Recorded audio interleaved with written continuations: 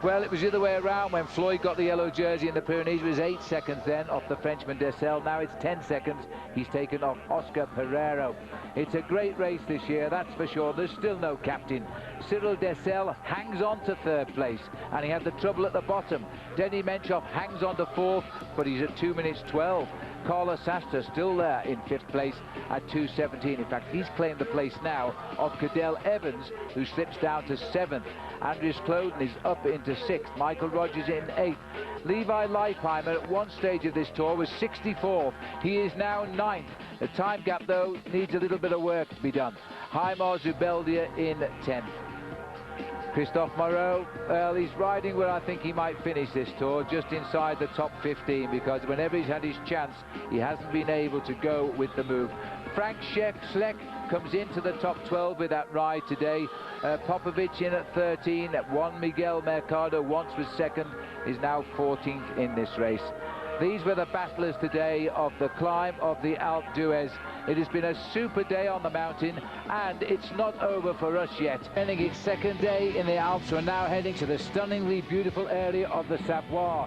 The hills are steep, the descents are dangerous. The Tour de France goes on towards Paris, and Floyd Landis, of course, is now in the leader's yellow jersey. That's the finish at La Toussuire. 152 riders, and here's Chris Horner chatting to Floyd Landis as they rolled away from the start in Bourg-d'Oisans, and they went completely ballistic as soon as the race started.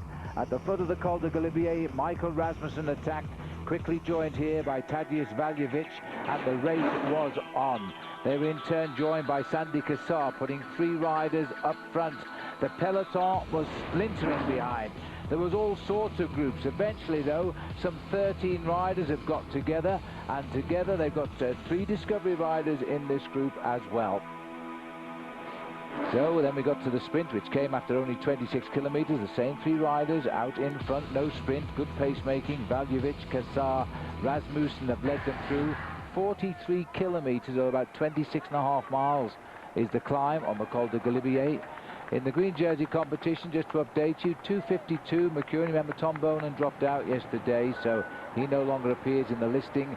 Oscar Freire is 2nd, and Bernardi now is 3rd. That's the green jersey points competition. But as I say, the racing today has got off to an incredibly quick start. The peloton are sitting back, and there they are on the right, 3 minutes 17 seconds behind the front 3 riders.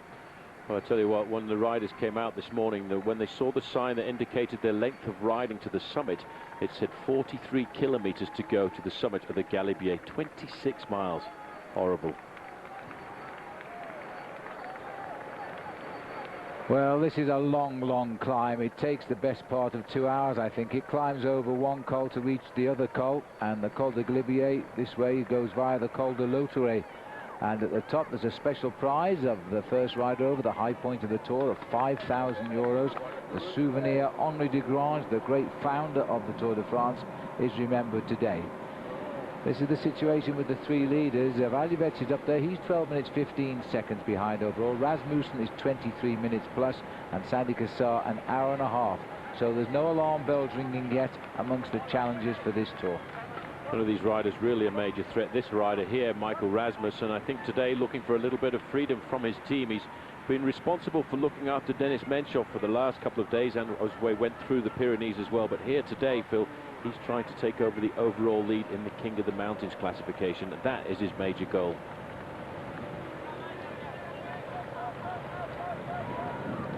Well, as we look at the riders here now, they're working very, very hard here. From Discovery Channel, Rubiera is in this group, and also is Popovic. He came up in the second chase group.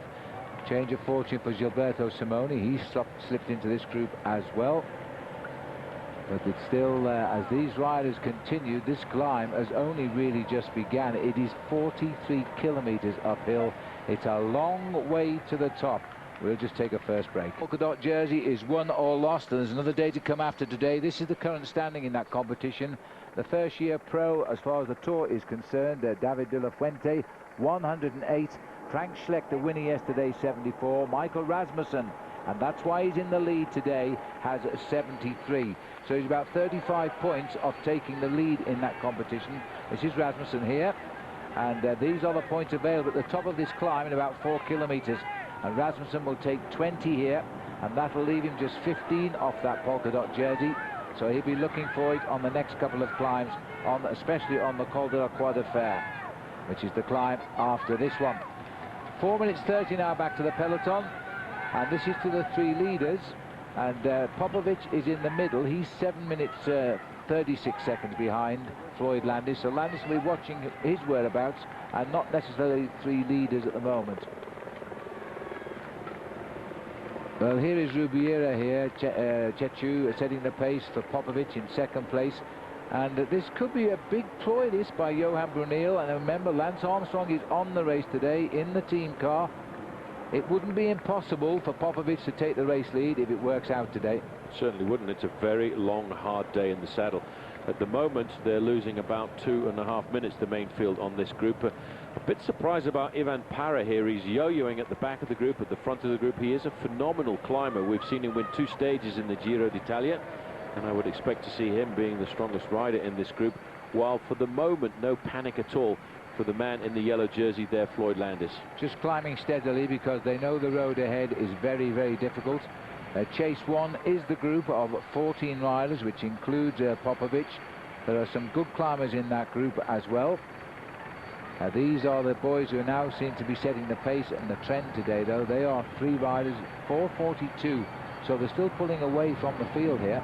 They certainly are. I did the quick calculation for you, Phil, because I know you couldn't find your calculator. 2,646 meters actually corresponds to 8,681 feet. There you go, and you told me it was only just over 7,000. Well, that was the Col de Loterre. I got mixed up. I'll forgive you, believe me. Either way, we're not climbing it, and thank heavens we're not, because it is such a wonderful day for cycle racing. It's a nicer day for the fans to watch the Tour de France. Sandy Cassar here, the memories of over 2 weeks ago at the bottom of the Kouwburg in the Netherlands, when somebody took a photograph and smashed him in the face with the little telephone they were using, and he never really has got back into this race until today.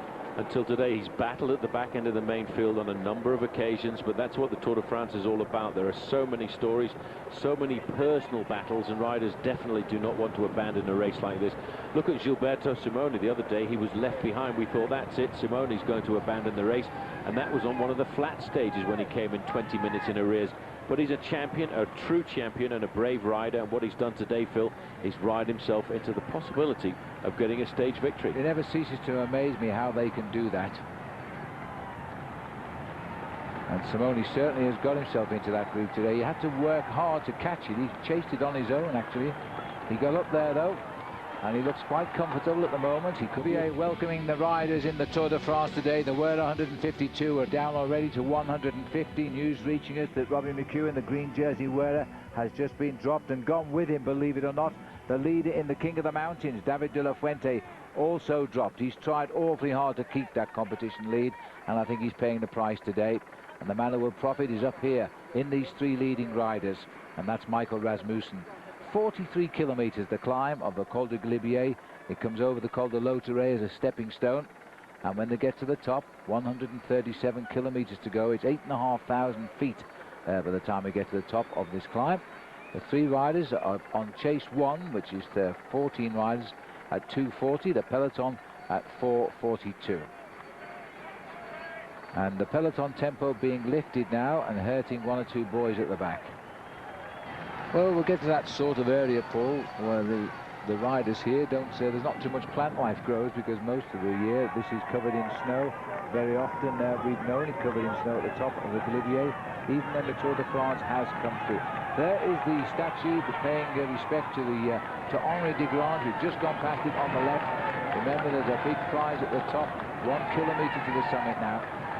Yeah, it was actually back in 1902 that Georges Lefebvre and Henri de Grange decided to create the Tour de France, but I think Henri de Grange was the man much more behind getting the race actually onto the open roads. Yeah, and he was the boss of the magazine Auto, so he asked his staff to come up with an idea to publicise the magazine.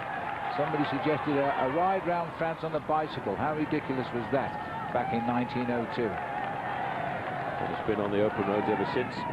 And we've seen some incredible stories. Michael Rasmussen now, Phil, will be looking for 20 points at the top of this climb. He certainly, I think, has been the strongest looking climber since the start of the Tour, even though the man who leads this competition is David de la Fuente, who's currently at the back end of the peloton, probably suffering and paying for that breakaway from yesterday. With the incentive of €5,000, first man over the top here, I think he'll have his hands full to get maximum points, because they'll all want that prize. As we wind our way to Valjevich, is a pretty good sprinter if he's feeling okay. There's the long, steady climb. This is not a bone-wrecking climb, Paul, is it, the Col de Glibier? It's just a long, steady grind. That's why it is so long, to keep the gradient down. But it's still a hard climb. Can you imagine what it felt like for the riders who had a beastly day yesterday out on the open roads, coming along the valley road away from Bourg d'Oisans, then all of a sudden seeing a sign that said summit 43 kilometers, 26 miles. Whether or not it's only a 4.5% gradient, it's still a long way to the top. It certainly is, and this is the main field now. I'm not sure whether those two Lamprey riders were in fact Salvatore Commesso and Marcio Bruchegin coming back from the leading group. It certainly looked like Commesso from the helicopter. Oh, I'll tell you what, though, the acceleration there has certainly stretched out the main field. The thing to do when you get to the final kilometre is actually just lift the foot a little bit off the pedals, try and relax a fraction, not go too much into the red zone, and then come down the other side like a maniac and try and catch up. And I can say that coming from a little bit of experience. No Germans in this leading group, although the flag's being waved with a great deal of panache there on the left of our picture. This is Sandy Cassar setting the pace as he comes up towards the summit, and I wonder where Rasmussen will go for the points. And there's another acceleration. Now that looks as though it is Salvatore Commesso and Bruchegin trying to break. A big acceleration there. There's the yellow jersey as well. There's a lot of damage being done at the back end of the main field. Number 55 going through there. Yes, it looks like a good time to get a knee problem, because that means you get to hang on to the doctor's car there, that rider on the far right. Now, the referees will pay close attention to that, because that is giving him an advantage, and they will allow it for a very short time. It could be a serious injury, but very often it also can be a professional injury, just to get a little bit of help as you get up towards the summit. Now look at this. This guy is unbelievable. 59 kilos, and he weighs number 58, 28 years of age, former world mountain bike champion. I don't think it's going to be a sprint at the top of this climb, Phil. No, Michael has accelerated. That's what climbers can do, lift it up a notch and then hold it. And they can do it again if there's a reaction from the riders behind. But this time I think he's done enough. Just a little second kick, because Sandy Cassar has still got a bit of fight in him. Maximum points and the €5,000 in the bank. And as he's sponsored by a bank, he'll know where to put it. It certainly will, into the Rabobank, I expect. Yeah. That brings him up to 93 points. The overall leader at the start of the day, David de la Fuente, had 108. So he's getting just that little bit closer. The next climb of the day is a long way off from here, Phil, the Col de la Croix de Fer, and that will give him another 20 points. If he gets that, he'll be the leader at the end of the day. And that's what he wanted. There's still time, and the sad news is that the leader at the moment, David de la Fuente, has been dropped by the field today on the climb. So he's obviously very, very tired. He's a young rider in his first Tour de France. He's made a real race of this tour. We saw him on day one in a breakaway when he led the King of the Mountains for a day, and we thought, right, we won't be seeing him again. And we've seen him in the high mountains, so he's ridden a great tour. Well, Levi Leipheimer has come to the front end of the peloton. Vicente Garcia Acosta's heart rate is starting to go up quite a bit, almost up to 160. There's Floyd Landis, just sitting comfortably there in the yellow jersey. A lot of his teammates disappearing back. George Hincapie up alongside him. Looking at his pedaling action there, Phil, it doesn't look like a man who's under difficulty. And I wouldn't be surprised to see this being Damiano Cunego trying to get off the front of the group. It is Cunego. He's got Michael Bogart just behind him. Steady riding here. Floyd Levi Leipheimer in the light blue there. He's also playing coastline at the front. Now it looks as though Cunego might want to sprint this out, but they've still got just over a kilometre to the summit here as they start the climb, or finish the climb rather. Well, Michael Bogart taking over the tempo making at the front end of the main field, just keeping an eye on everybody else to make sure that nobody else tries to get up there and take any points on the day like this. He's not too worried about Cunego in that classification. Cunego is in 9th place with only 52 points, but I think Michael Bogart just setting a natural tempo here to stop these attacks and try and nullify the attacks to give the advantage to his man in the leading group of 3 riders. This is the painful tail end of the pack here at the moment, and this looks like Thor Hushovd. There's an attack gone from the front, and it's probably Pietro Cacchioli who's trying to get away from the group here. just catching minor points if he can, and then maybe with a good descent he can bridge across to the gap. It's a long way down now as we race off this valley road, heading down to Saint-Martin-de-la-Porte, and that's where the feed is. Also at the front end of the main field there in the white jersey as well, you can see Marcus Foten, who's just sitting on the tail of his teammate Levi Leipheimer. Actually, off our camera, Paul, he attacked just a moment ago, apparently, with Cunego, and they've only just been put back in their place. This looks like George Hincapie moving up to the front of the group too. Vive le Tour, and I think we would all very much agree with that. Yes, and just look how barren this place is. It'll be snowed in again in about 5 weeks' time. But right now, this is the peloton in the Tour de France, and this is the group continuing to break up here in the race for the prizes at the top. Well, with big accelerations, I'm not sure that there's that many points left as they make the right-hand turn, and now they're going to face up to a very long descent. Open roads, once they start to go down after a couple of kilometers, they'll get into the valleys, the greenlands, which are basically very much pastures, down into the town of Valois. And what's nasty about this descent is you've got to go halfway down the descent and then climb up the Col du Telegraph, which is the other stepping stone if you come the other way, of course. That was when Eddy Merckx fell up before the base of the Col du Telegraph back in 1975 and lost his first Tour de France. Not necessarily as a result of the fall, though he did fracture a bone in his face. This is the life not so pleasant here at the front here for the Cofidis boys. Christian Moreni, Sylvain Chavanel. Peter Wienings, number 59. 195 is Eduardo Gonzalo. Shouldn't be too much of a problem on the mountains for him. He's a pretty good climber, but they're all under pressure. Peter Wiening going backwards. He's done a lot of work over the last few days for his leader, Dennis Menchov, who they really believe has got a good chance of dethroning Floyd Landis. Well, if he wants to dethrone Floyd Landis, he's going to have to do something today. Brave rider yesterday. It was an incredible performance by him, and he won't give up, you know. He'll try and get back on the descent. Well, he's in a group here, and he's got a chance to rejoin this. His one ambition is to get to Paris now. He's been the man to take the race to the people. Now he's hanging on. He's paying the price. He's in terrible pain. There's Levi Leipheimer sitting at the front and riding very well. Michael Bogart here. We're heading up towards the end of the climb here now for the peloton. Levi Leipheimer bringing home over the top now. The peloton just on 4 minutes 40 seconds. The gap for Floyd Landis, and that's on the 3 leaders, remember. That peloton certainly has thinned out. It should get a little bit quicker again. But just Chris Horner there sitting on the back, but he's gone over the top too with the leaders. That's Chris sitting up.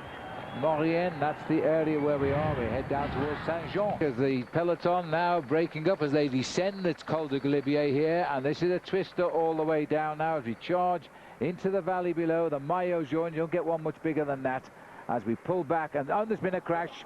There's been a crash on the way down. Well, that is Christophe Brandt from the Lotto team. I thought for a moment it was Cadel Evans, but it's Brandt. And I think the other rider nearest Camel was Perdiguero.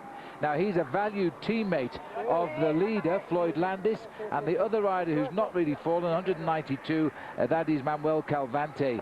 These two riders more than a little bit stunned here. Now, that is a shame. It looks as though they're going to be okay.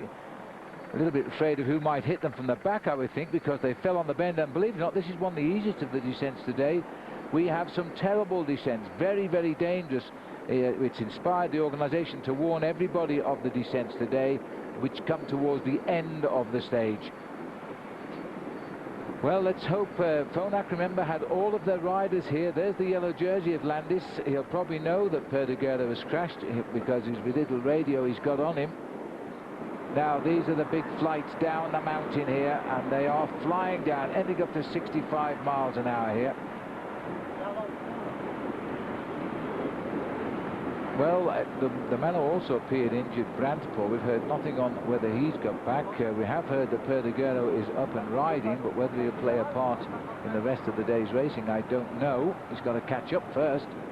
Well, that's the important thing, is to catch up. I would think there'll be a slight slowing down once we get off this early part of the technical part of the descent. He's a great bike rider, Popovic has gone mad. He really is a king of the descenders, but he's left that group of 14 riders behind, just going downhill.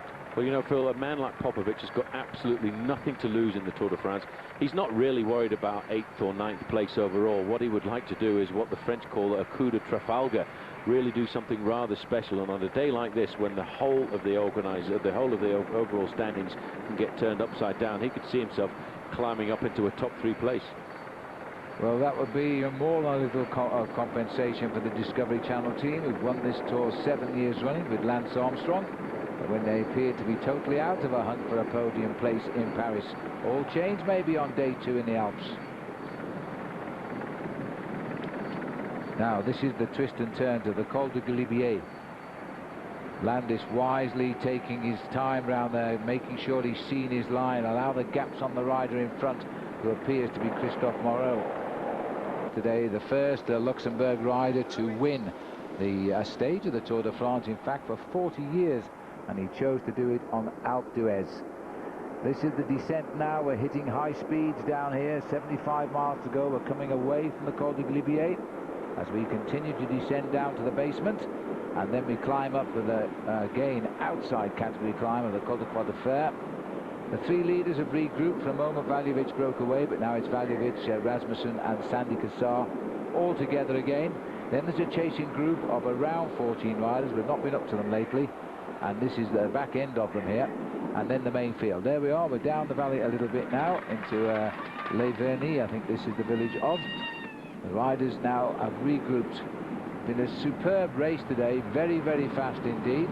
Floyd Landis a little bit concerned at the fact that Jaroslav Popovic is in the chase group, because he's nearest to him overall at just over 7.5 minutes, and because of that then I reckon he won't allow that second group to go too far. But we have had that one little crash up on the mountain, and this was not thought to be a dangerous descent. Later on, believe me, they are very dangerous descents. One lone rider down there trying to bridge the gap, I think. All right, well, as we watch the field down here, now it's time for the 10-2 moment. 4:45 for chase 3 now. The peloton at 4:55, which is nearly 5 minutes, but that isn't on the Popovic group, of course. That's on the leading group. So it's going up nicely, but there will be a reaction. It looks to me, Paul, as though again they're going to try and keep the challenges together till the last climb of the day and have a free-for-all like they did in Alpe d'Huez. I think that would probably be the best tactic, because they realise that the best chance of opening up a gap is on the final climb of the day, and if they can put Floyd Landis into difficulty on that final climb, well, that might well turn the books around. So far, I haven't seen any weakness at all in Landis. The only weakness I can put forward for Landis is really his team, which have been very much absent when it comes down to the crunch moments. Well, we're in Valois, which means we'll have the little climb of the Col de Telegraph. It's not a leg breaker, but it does go up a little bit before we continue descending down to the feeding station. Very nasty mechanical incident at the worst place of the whole stage at the bottom of Alpe d'Huez. No, it was really unlucky. Just checking on the heart rate of Benoit Salmon here. And max of 190, beating 150. He's in his green range. Well, he's climbing quite comfortably at the moment. This is the back of the race here. Just Jimmy Casper, the man that won stage 1, the sprinter, still in the group today. And I don't think Robbie McEwen is. That was Robbie now. He just wrapped the skin. Very Agricole. I would be surprised if Robbie wasn't there, because Robbie can normally climb a lot better than Jimmy Casper. But think about Robbie, you can't usually see him in the main field, and it is actually a very large main field. So I do think Robbie must have come back on the descent. Well, that was Michael Rogers there looking for his team car, so he's dropped back, and Michael heading for his highest ever finish in the Tour de France. People might have expected a little bit more of him, but he's still right up there in 8th place.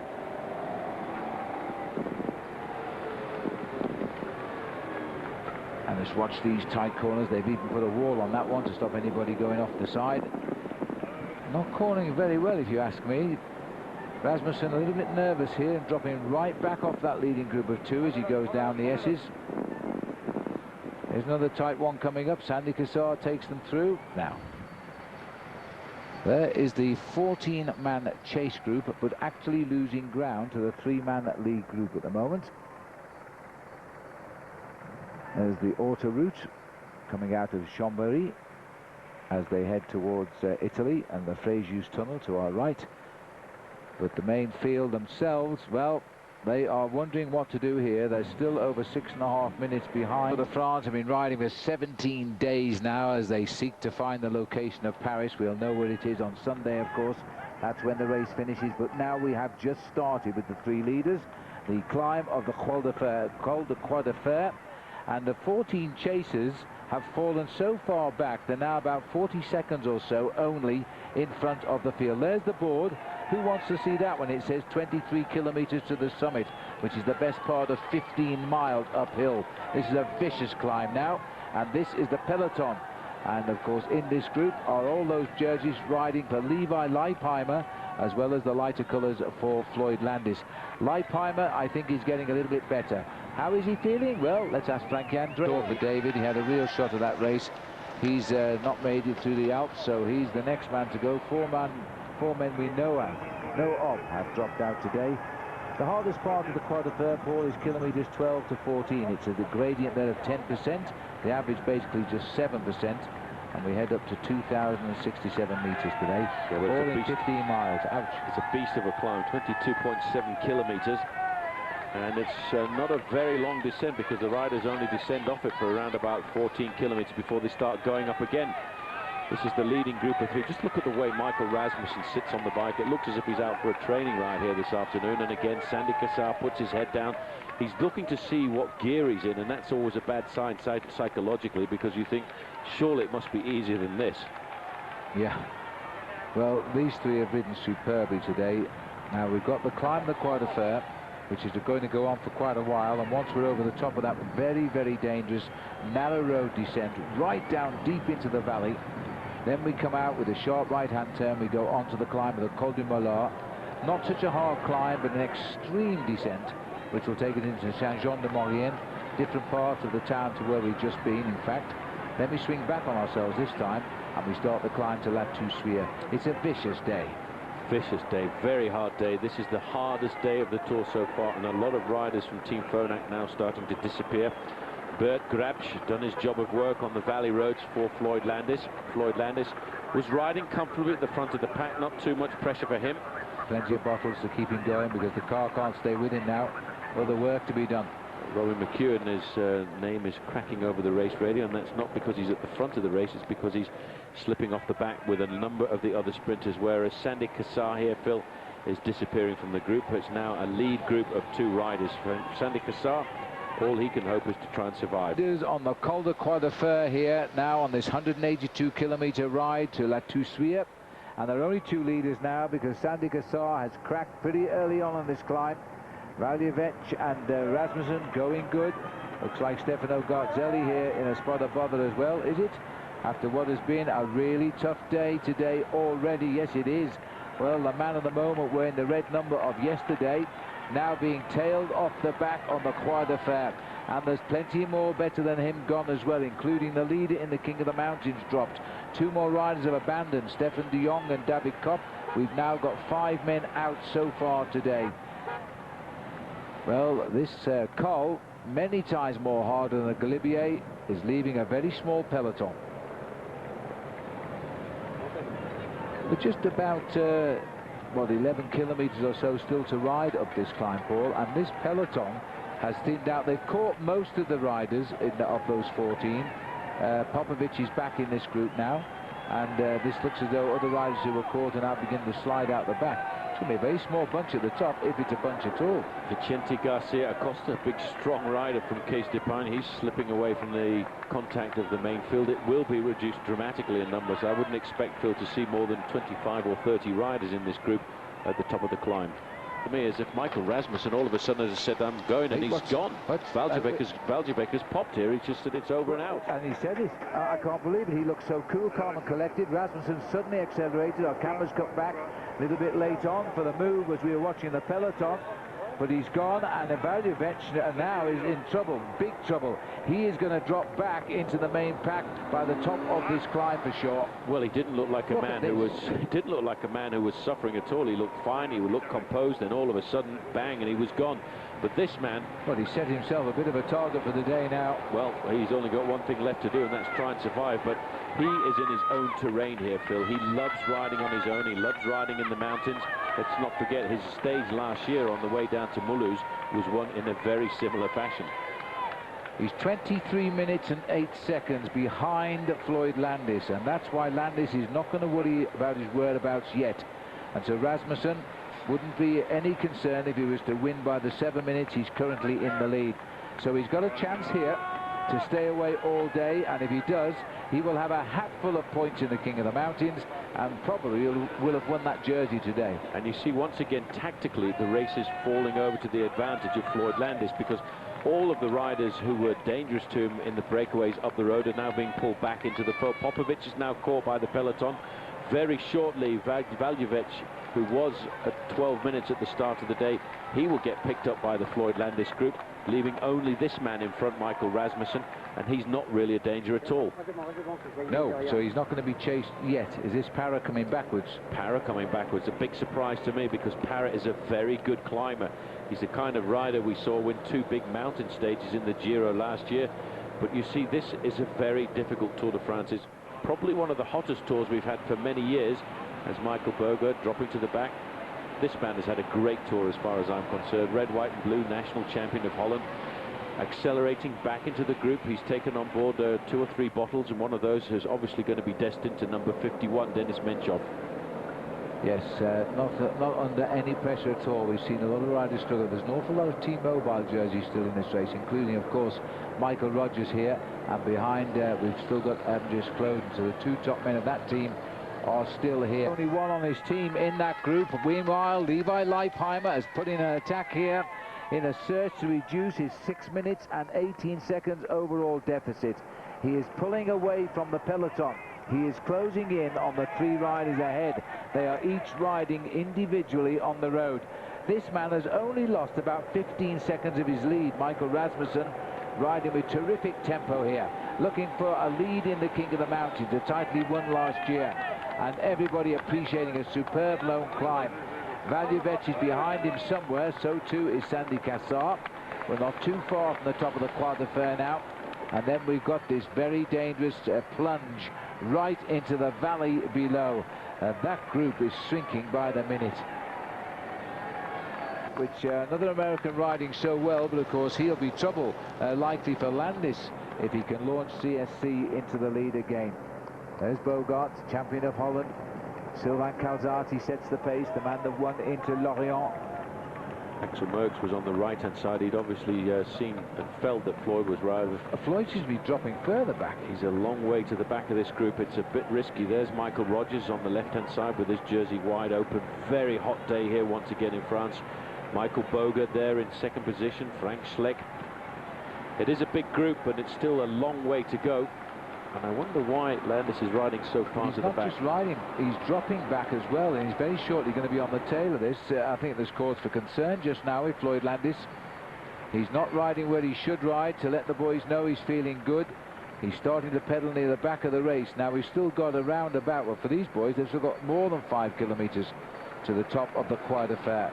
It's a long way to go to the summit. They go over the summit actually of the Col de Glandon, then they take a left-hand turn and start another 3 kilometers to take them to the summit of the Col de la Croix de Fer. Then they start the very dangerous and precarious descent. Rider sitting there at the back, 1899 rather, Xavier Zandio, the rider in black. Pace being set here by Sylvain Calzati, having his greatest season as well. Michael Bogart is there for Rabobank, not helping of course because it's his teammate Michael Rasmussen who's setting the pace up the road and doing pretty well about it right now. 7:51 his lead.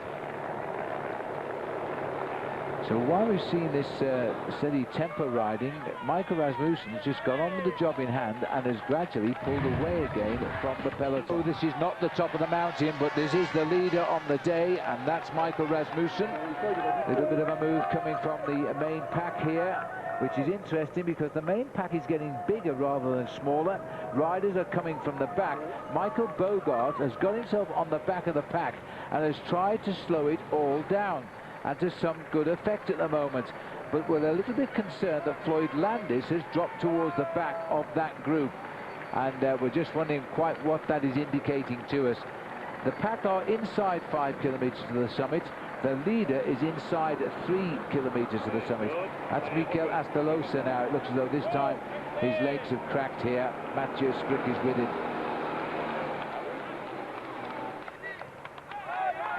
These are the riders, these are the spectators now, and this is Levi Leipheimer climbing steadily away from the field. The field has slowed down. He's managing to bridge now. He's heading up to over 2 minutes, nearly 2¼ minutes on the main field, Paul, so he's pulling away quite well. They, for some reason, have all slowed down together. Yeah, David Moncoutier, number 131. We saw number 131 on the back of the field for 14, 15 days.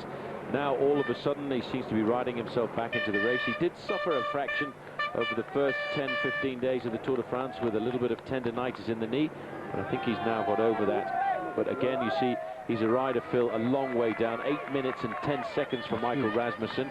It's a massive gap, but what's more important for Levi Leipheimer is actually starting now to threaten the riders who were 4th, 5th and 6th in the overall classification.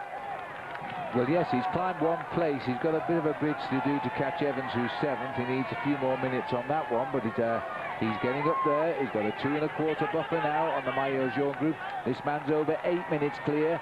In a few minutes, he will be the leader in the King of the Mountains. He looks like a man then who's going to concentrate on trying to hold it all the way to La Toussuire. 1 kilometre to go to the top of the Col de la Croix de Fer for Michael Rasmussen, enough to give him the lead in the King of the Mountains. He's the defending champion as well. He's about 2 kilometres ahead of the yellow jersey peloton. This rider, 41's about 2½ minutes ahead. Levi Leipheimer just picked up Sandy Cassar. Very soon, I think he might well pick up Tadeusz Valjevic. A little bit worried about the fact that Floyd Landis is riding too near the back. If anybody launches an attack at the front, Paul, he's set himself a huge handicap to react. Especially when you get to this part of the course where there are so many spectators narrowing the road. He's got nowhere to move around. He could find himself really getting caught out. What I find incredible about cycling supporters, Phil, is here these supporters are from every nation in the world, but they don't mind who they're cheering. They're cheering every bike rider getting themselves over the mountains this afternoon. Absolutely, and this is the toughest mountain of the day, the climb of the Croix de Fer, the Cross of Iron, as the riders now head up. They're even taking food on the climb right now. It's still a ways to go, but now they've got to plunge down, and it's going to be a most difficult descent. They've got to be vigilant, but for those behind, they've simply got to take the risk as well. He's up to get maximum points in the King of the Mountains here, Phil, and as he crosses this line, he will now become the new leader of the King of the Mountains classification tonight, with 113 points to 108 points for David de la Fuente. So he will be very pleased with his quest. Rasmussen joined some of the great names like Bartoli, Coppi, Bernard Hinault, and Richard Varontes, winner of that climb. Now he's heading down to the next one. This is an awfully cruel day. We haven't seen Valjevic, but he's on the mountain somewhere and should cross in 2nd place. Well, he's a long way now behind Michael Rasmussen, because the race radio is telling us that he's 4 minutes and 5 seconds behind, and then it's 5 minutes 33 to Levi Leipheimer, and the main field is actually losing ground, Phil, 8 minutes and 15 seconds. Leipheimer could cause a great surprise this afternoon. Well, this is his big move now. Leipheimer is trying to repair the damage of 2 weeks ago when he lost so much time in the time trial. His speciality, for goodness sake, and he lost 6 minutes. 7:14 to 5, and then 8:14 to the last big yellow jersey peloton. This is the 5th place rider on the road, David Moncoutier, just going over the top there of the Col du Glandon. If you turn to the right there, you would have dropped down into the valley of Oison, where the riders basically started from this morning, but they've gone in an anti-clockwise direction this afternoon around the Alps. And there's the main field also getting up to the top of the climb. Not many riders, Phil, left in that group at all, but what's scary to me for Floyd Landis is there's a lot of riders in pink from T-Mobile. Well, they've switched on to the Croix de Fer summit now, and they've still got to climb on. They visibly look to be going a lot slower than everybody else. Our green board man overworking here now to try and give everybody the checks. And it looks as though Sandy Cassar is hanging on here to Levi, who's heading up towards the summit now. And that's not a bad thing for Levi. He's going to need an extra pair of legs once we get down the other side, I think, as well as he climbs. What he should do is a former world mountain bike champion, although the last climb when we saw him going down the Col du Telegraph, he wasn't going down all that well. He's be careful down here. Well, this is a real terrible descent. It's good right now, very fast down here now. Yeah, but just look over to the left-hand side. You go off the edge of the road here, Phil. There's an awful long way down into the valley below. These rides, they don't even think about it. All they're doing is looking at the lie of the land, looking to see how the land is, and trying to figure out how to go into the corners. He'll also look at the motorbikes in front of him and try and see how much the motorbikes are actually bending and how much they're braking. Right back on himself here this time. Right round the apex, come out wide, not too wide. He gets around quite safely and is dropping away. The reason it's so hairpin is it drops very quickly into the valley. It loses its height alarmingly quickly, the Croix de Fer. Still 4:05 to Valjevic behind, and then 5:33 to the Leipheimer group, and 8:16 to the peloton. Well, we've been over one massive outside categorization climb today, the Col du Galibier. We've just now conquered the second one, the Col de la Croix de Fer. Now it's the descent. A descent of around about 14 kilometers. Look at the way that road just is strung down the side of that valley. It looks as though somebody's taken a paintbrush and just put a backdrop on the television screen, doesn't it? Because it's like two-dimensional at the moment as we come down the col. He's Leipheimer keeping very steady, but all of the time pulling away from the big group and doing himself no harm at all here as he climbs up the overall classification. Valjevic, Leipheimer, Cassar, Moncoutier. This is for the 6th place over the top of the Col de la Croix de Fer, and they're going to go over more than 8 minutes behind Rasmussen, and over 3 minutes behind Levi Leipheimer, who is now up 1 place overall in the Tour de France, if he can hold on to his gains. Well, that's the end of the Col de Croix de Fer. There'll be nobody thanking them. Glad that that's not still lying ahead of them. The peloton now is still over 8 minutes 24 seconds behind Rasmussen. Well, here we are with the leader on the way down, and he looks to be in no stress at all, this rider. He's being chased by Valjevic, almost 5 minutes behind him. So very shortly, Leipheimer and Cassar are going to catch Valjevic. Michael Rasmussen has achieved his ambition for the moment, which was to become the leader of the King of the Mountains. He's done that, and now he will switch his thoughts to winning the day.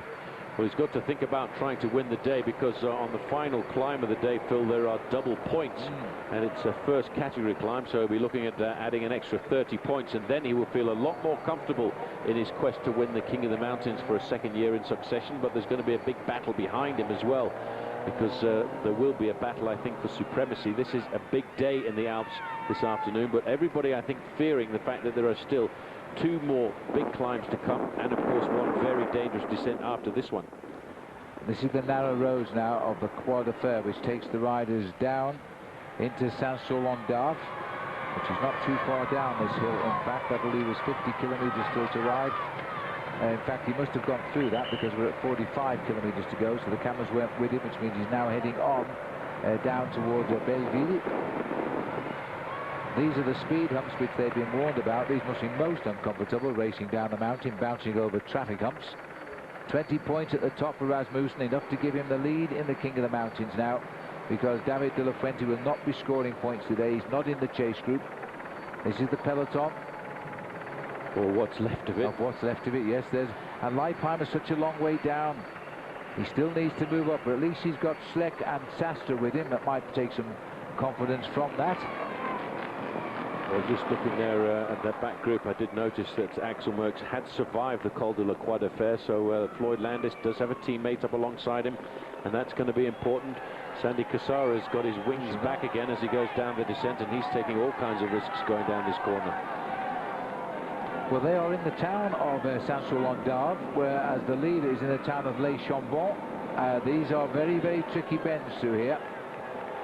They've almost got that one wrong. Whoa, indeed he did. It's very, very tight. And Leipheimer wise to watch what's going on up ahead here. And they're only about 30 seconds away from catching Valjevic as well. And so go down this descent. Cassar has, I think, given himself a little bit of a win there, because he, I think, came into that corner just a little bit too quickly. Had the completely wrong line as he went round there and had to readjust halfway round. Well, they're using a bit of common sense, if you ask me. They're not going down here too crazy, because these corners are adverse camber and very, very dangerous. And of course, let's not forget, when they come to the next descent, I think that is the worst descent of the whole day. That's still ahead. Look at that. Mollard. As we look at the back, here we go to the top. Levi Leipheimer going over, and just on, he's not gaining much, Paula, at all on the gain, actually. He was 5 minutes, now he's 4:43. 4:43 is the deficit. He's picked up 15 seconds in the 6 kilometers of this descent. That is not an awful lot. He needs to be moving forward a lot faster than that if he thinks he's going to catch Michael Rasmussen. Rasmussen now on this very tricky descent. I'm glad I'm not the motorbike cameraman here this afternoon, because this is an unbelievable descent. And it's made even more difficult, Phil, by the fact that we're going in and out of a shaded area. Sometimes the shade and the shadows cast by the trees there could really play deception on your eyes. Well, we haven't got to the switchbacks yet, but he's heading close to them now. These are the two chasers here of Leipheimer, and they've got to arrive very carefully because we're approaching that sharp right-hander where we saw the leader overshoot it. You can actually see the finishing line across the valley, but they wouldn't know where it was. But it's up in the chalets, up on the other mountain ridge there. It's Leipheimer leading down. This is not the moment for risk, quite frankly. The riders behind the leading group can take the risk. The leaders shouldn't. Sandy Cassar just about 20 seconds now, Phil, in front of the main field, and I think he's just going to survive to the top of this climb, but he will be in the peloton then on the descent, and I don't think he'll find the strength to stay with him once we start the final climb of the day. There is the front end of the group now. Landis now, Phil, needs to move to the front here, because this is going to be a very precarious descent in this group.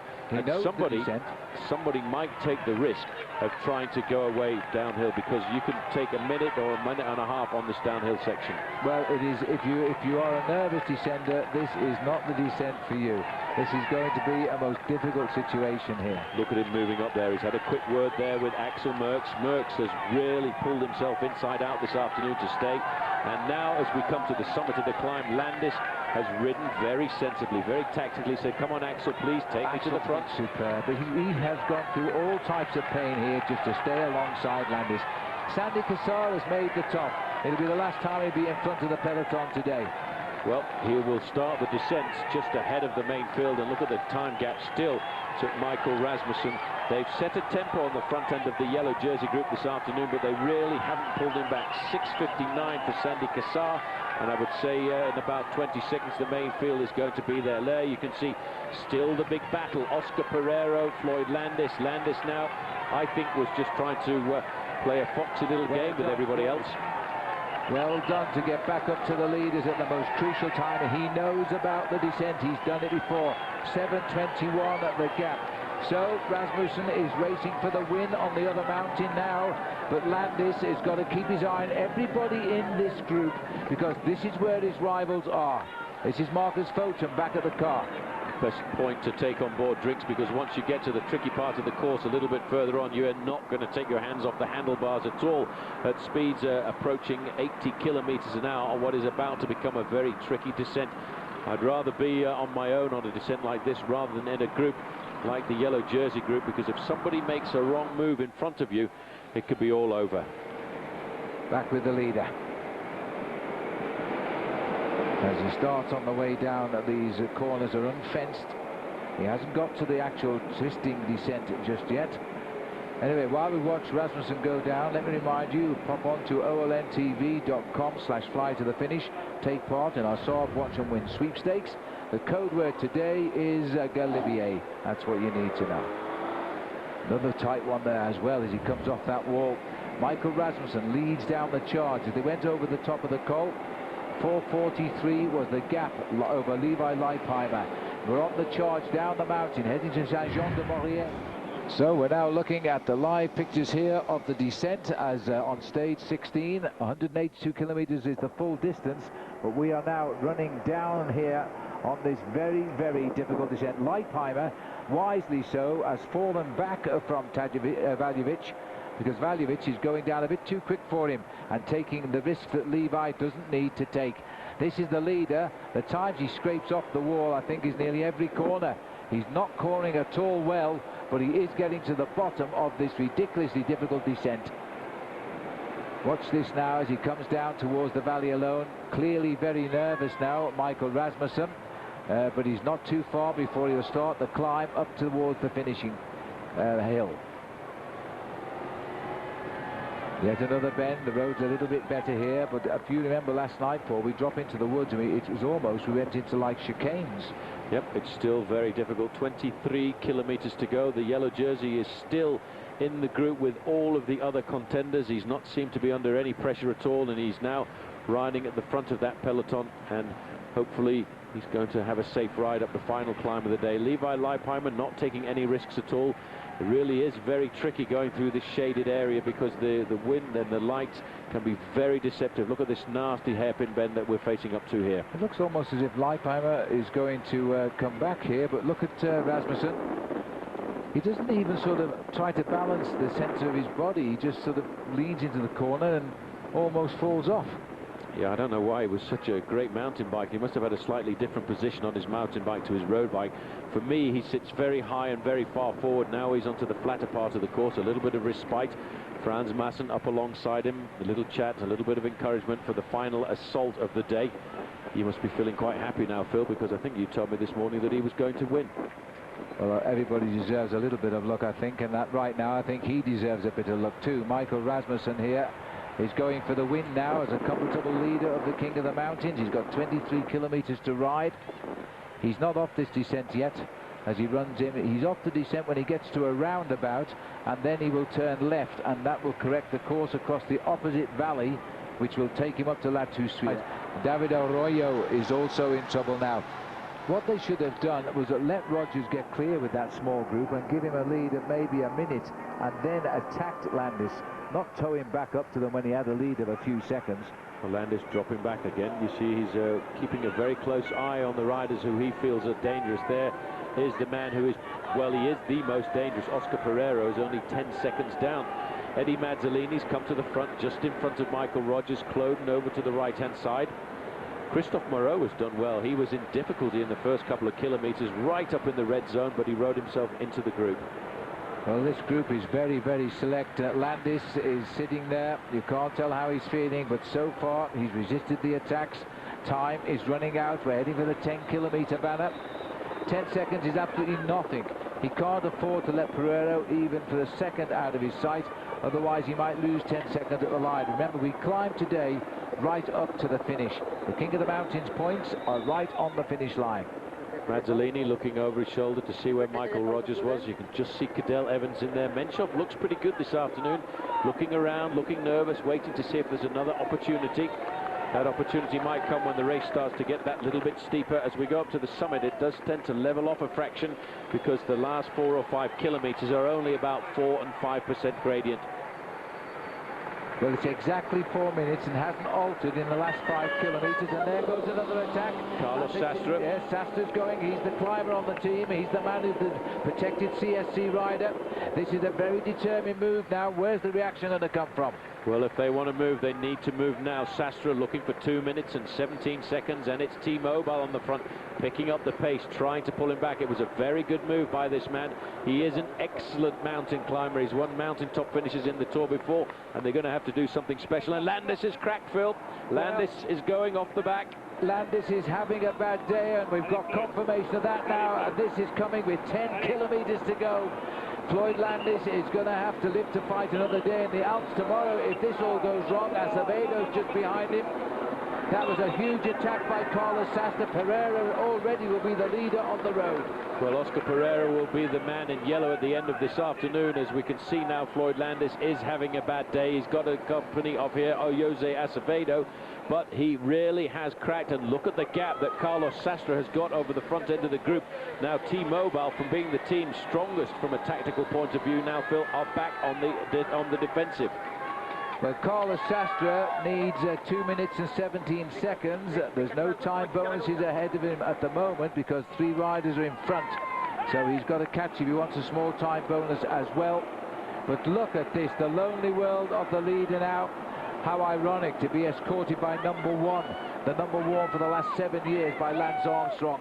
as now Carlos Sastre, CSC, are turning this race around. They lead on the team, they won at Alpe, and now they're looking for a race gap that will give him a yellow jersey. Well, he's actually looking at 2:07 because it looks very much as if he's going to try and take the lead away now. Menchov decides, I'm not having this, I've got to get myself back into the race. The race is being decided by Latoussuire, and Floyd Landis mustn't panic in a situation like this, Phil. He's got to try and ride and got to find a rhythm, because this race is very much far from over. We've still got a very long individual time trial on Saturday and another very difficult day in the Alps as well tomorrow, with 5 passes to go over. This was thought of as being the hardest part of this year's Tour de France. Tomorrow is a different day. Landis can come back.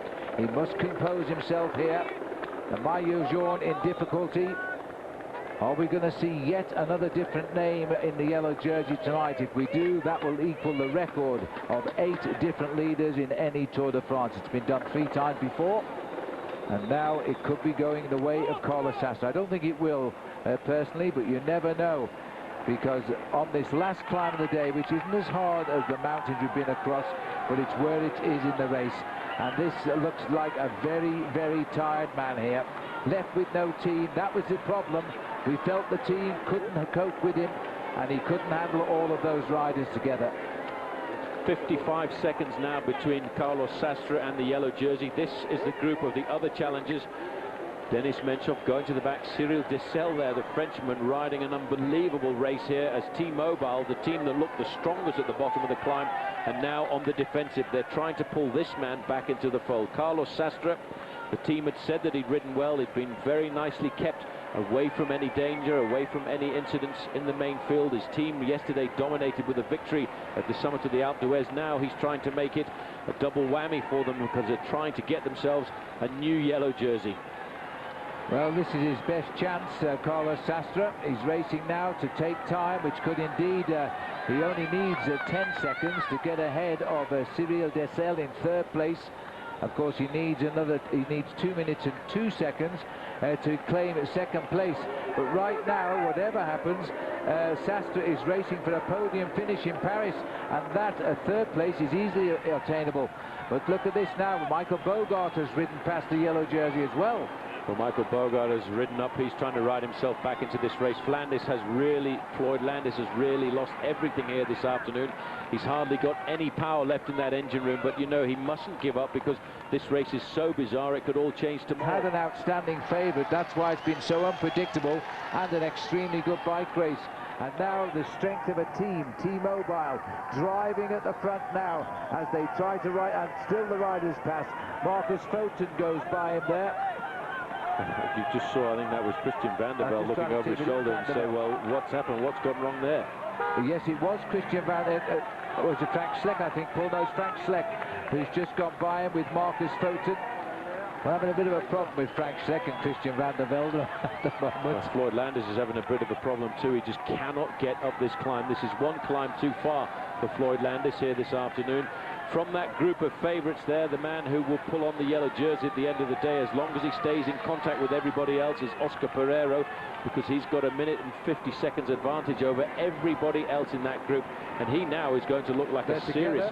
With Sastre's picked up Leipheimer and drives on. Leipheimer must be a little bit surprised where this man has come from, but now he's got him, he's going to go with him, and he's also pulling away. You know, in the strangeness of this race, you could find Landis sitting in Leipheimer's overall position tonight of 9th. You have absolutely no idea how this race is going to turn upside down, but what an incredible cracking of the yellow jersey. There was no indication at all in his pedaling style on the slopes of the first few kilometers. He looked fairly comfortable. Axel Merckx was talking to him. Then all of a sudden the rupture appeared, and he's cracked, and he's now just trying to survive the final 10 kilometers. But he could be looking at a huge time gap on today's stage. And funnily enough, as we go up to the top here and look at Michael Rasmussen, who's still 3.5 minutes ahead of Levi Leipheimer and Carlos Sastre. He is hurting, but he should be able to hold on to that. Well, it's amazing to remember that Oscar Pereiro, Phil, lost 5 minutes on this climb in the Dauphiné Libéré. Now he could turn it into 5 minutes advantage. Levi Leipheimer as well. Now we're looking at 5.2 kilometers to go for the leader of the race. 3.5 minutes back to Carlos Sastre, and now Levi Leipheimer's lights seem to be going out. 3 miles to the summit. That's based on the leader, of course, and Sastre has gone for him. He is absolutely flying up this mountain, Carlos Sastre. He's a stage winner in the Tour de France. He's ridden this race 6 times. His best finish in it is 8th in 2004. He's also had a 9th and a 10th. 5 kilometers to go now for Michael Rasmussen, just under the banner. He's just got to keep those legs ticking over. He's just got to hope that he's going to survive here, because Carlos Sastre now is in 2nd place on the road, and he is trying to pull himself up to Michael Rasmussen. Rasmussen, Phil, still has a 3.5-minute advantage.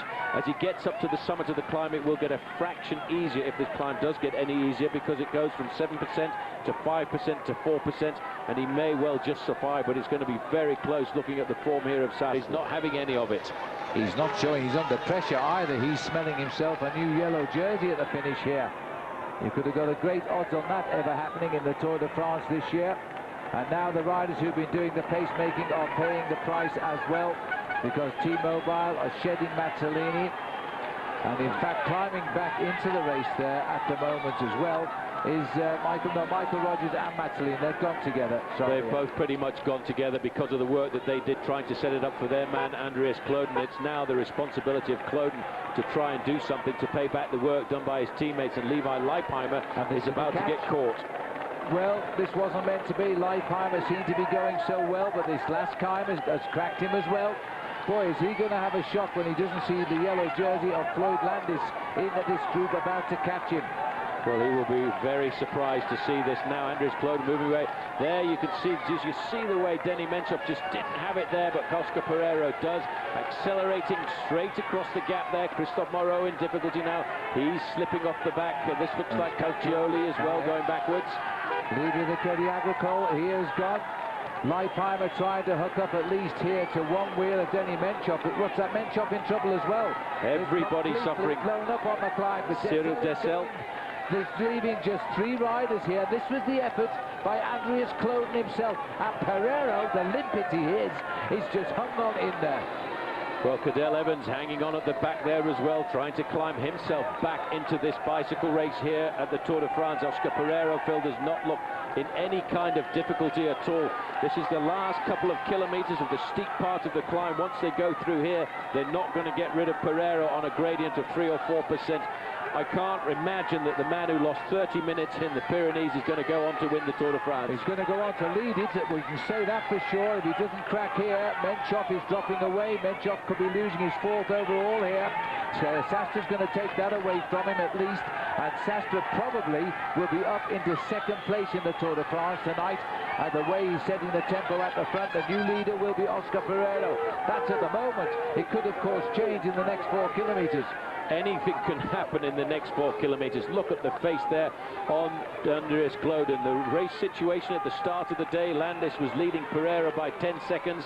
You know, he was leading Menchov by 2:12, Sastre by 2:17. You might as well throw all those out of the window this afternoon, because it's going to be all change again tonight. At the moment it will be Pereiro followed by Sastre, and then will come Kloden.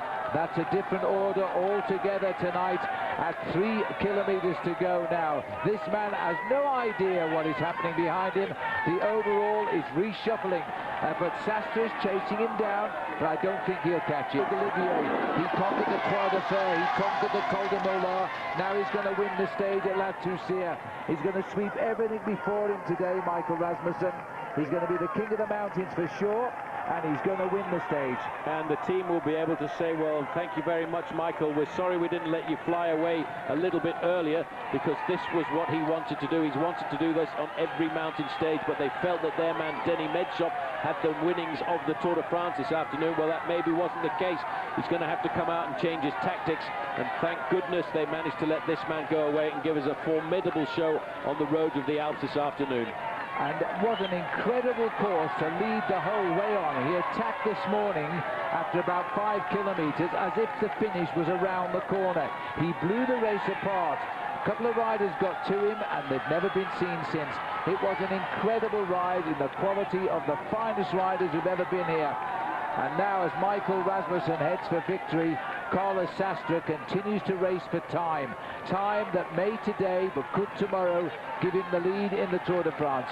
Just 30 seconds is all he has gained over the chasers, and he may well lose that on the run into the finish, because Andreas Kloden is whipping up the pace, followed by Pereiro, followed there by Cadel Evans. But inside the final few hundred meters now for this man, here he is.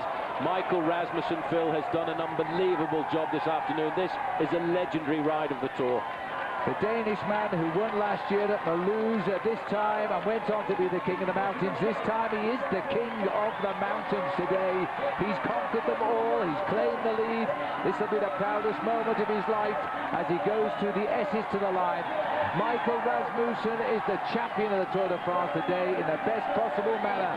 He's going to be a tired boy tonight, and he's got to do it all again tomorrow. But that hurt towards the end, and I would suggest by the look on his face, it has really hurt towards the end. He wins the stage, and the proudest moment comes for Denmark as well. Rolf Sørensen said this morning, Michael has got tremendous form. If they let him use it, he just used it.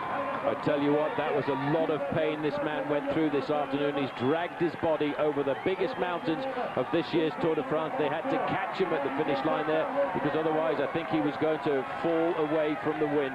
There on second place on the road, Carlos Sastre. I don't think he's going to get the yellow jersey this afternoon. He's only 30 seconds ahead of a group of 3 riders containing the man who will be the yellow jersey at the end of the day, and that is Oscar Pereiro. This will give him second place in the Tour de France, though, because the only man he can't reach is Pereiro, who was only 10 seconds behind Floyd Landis.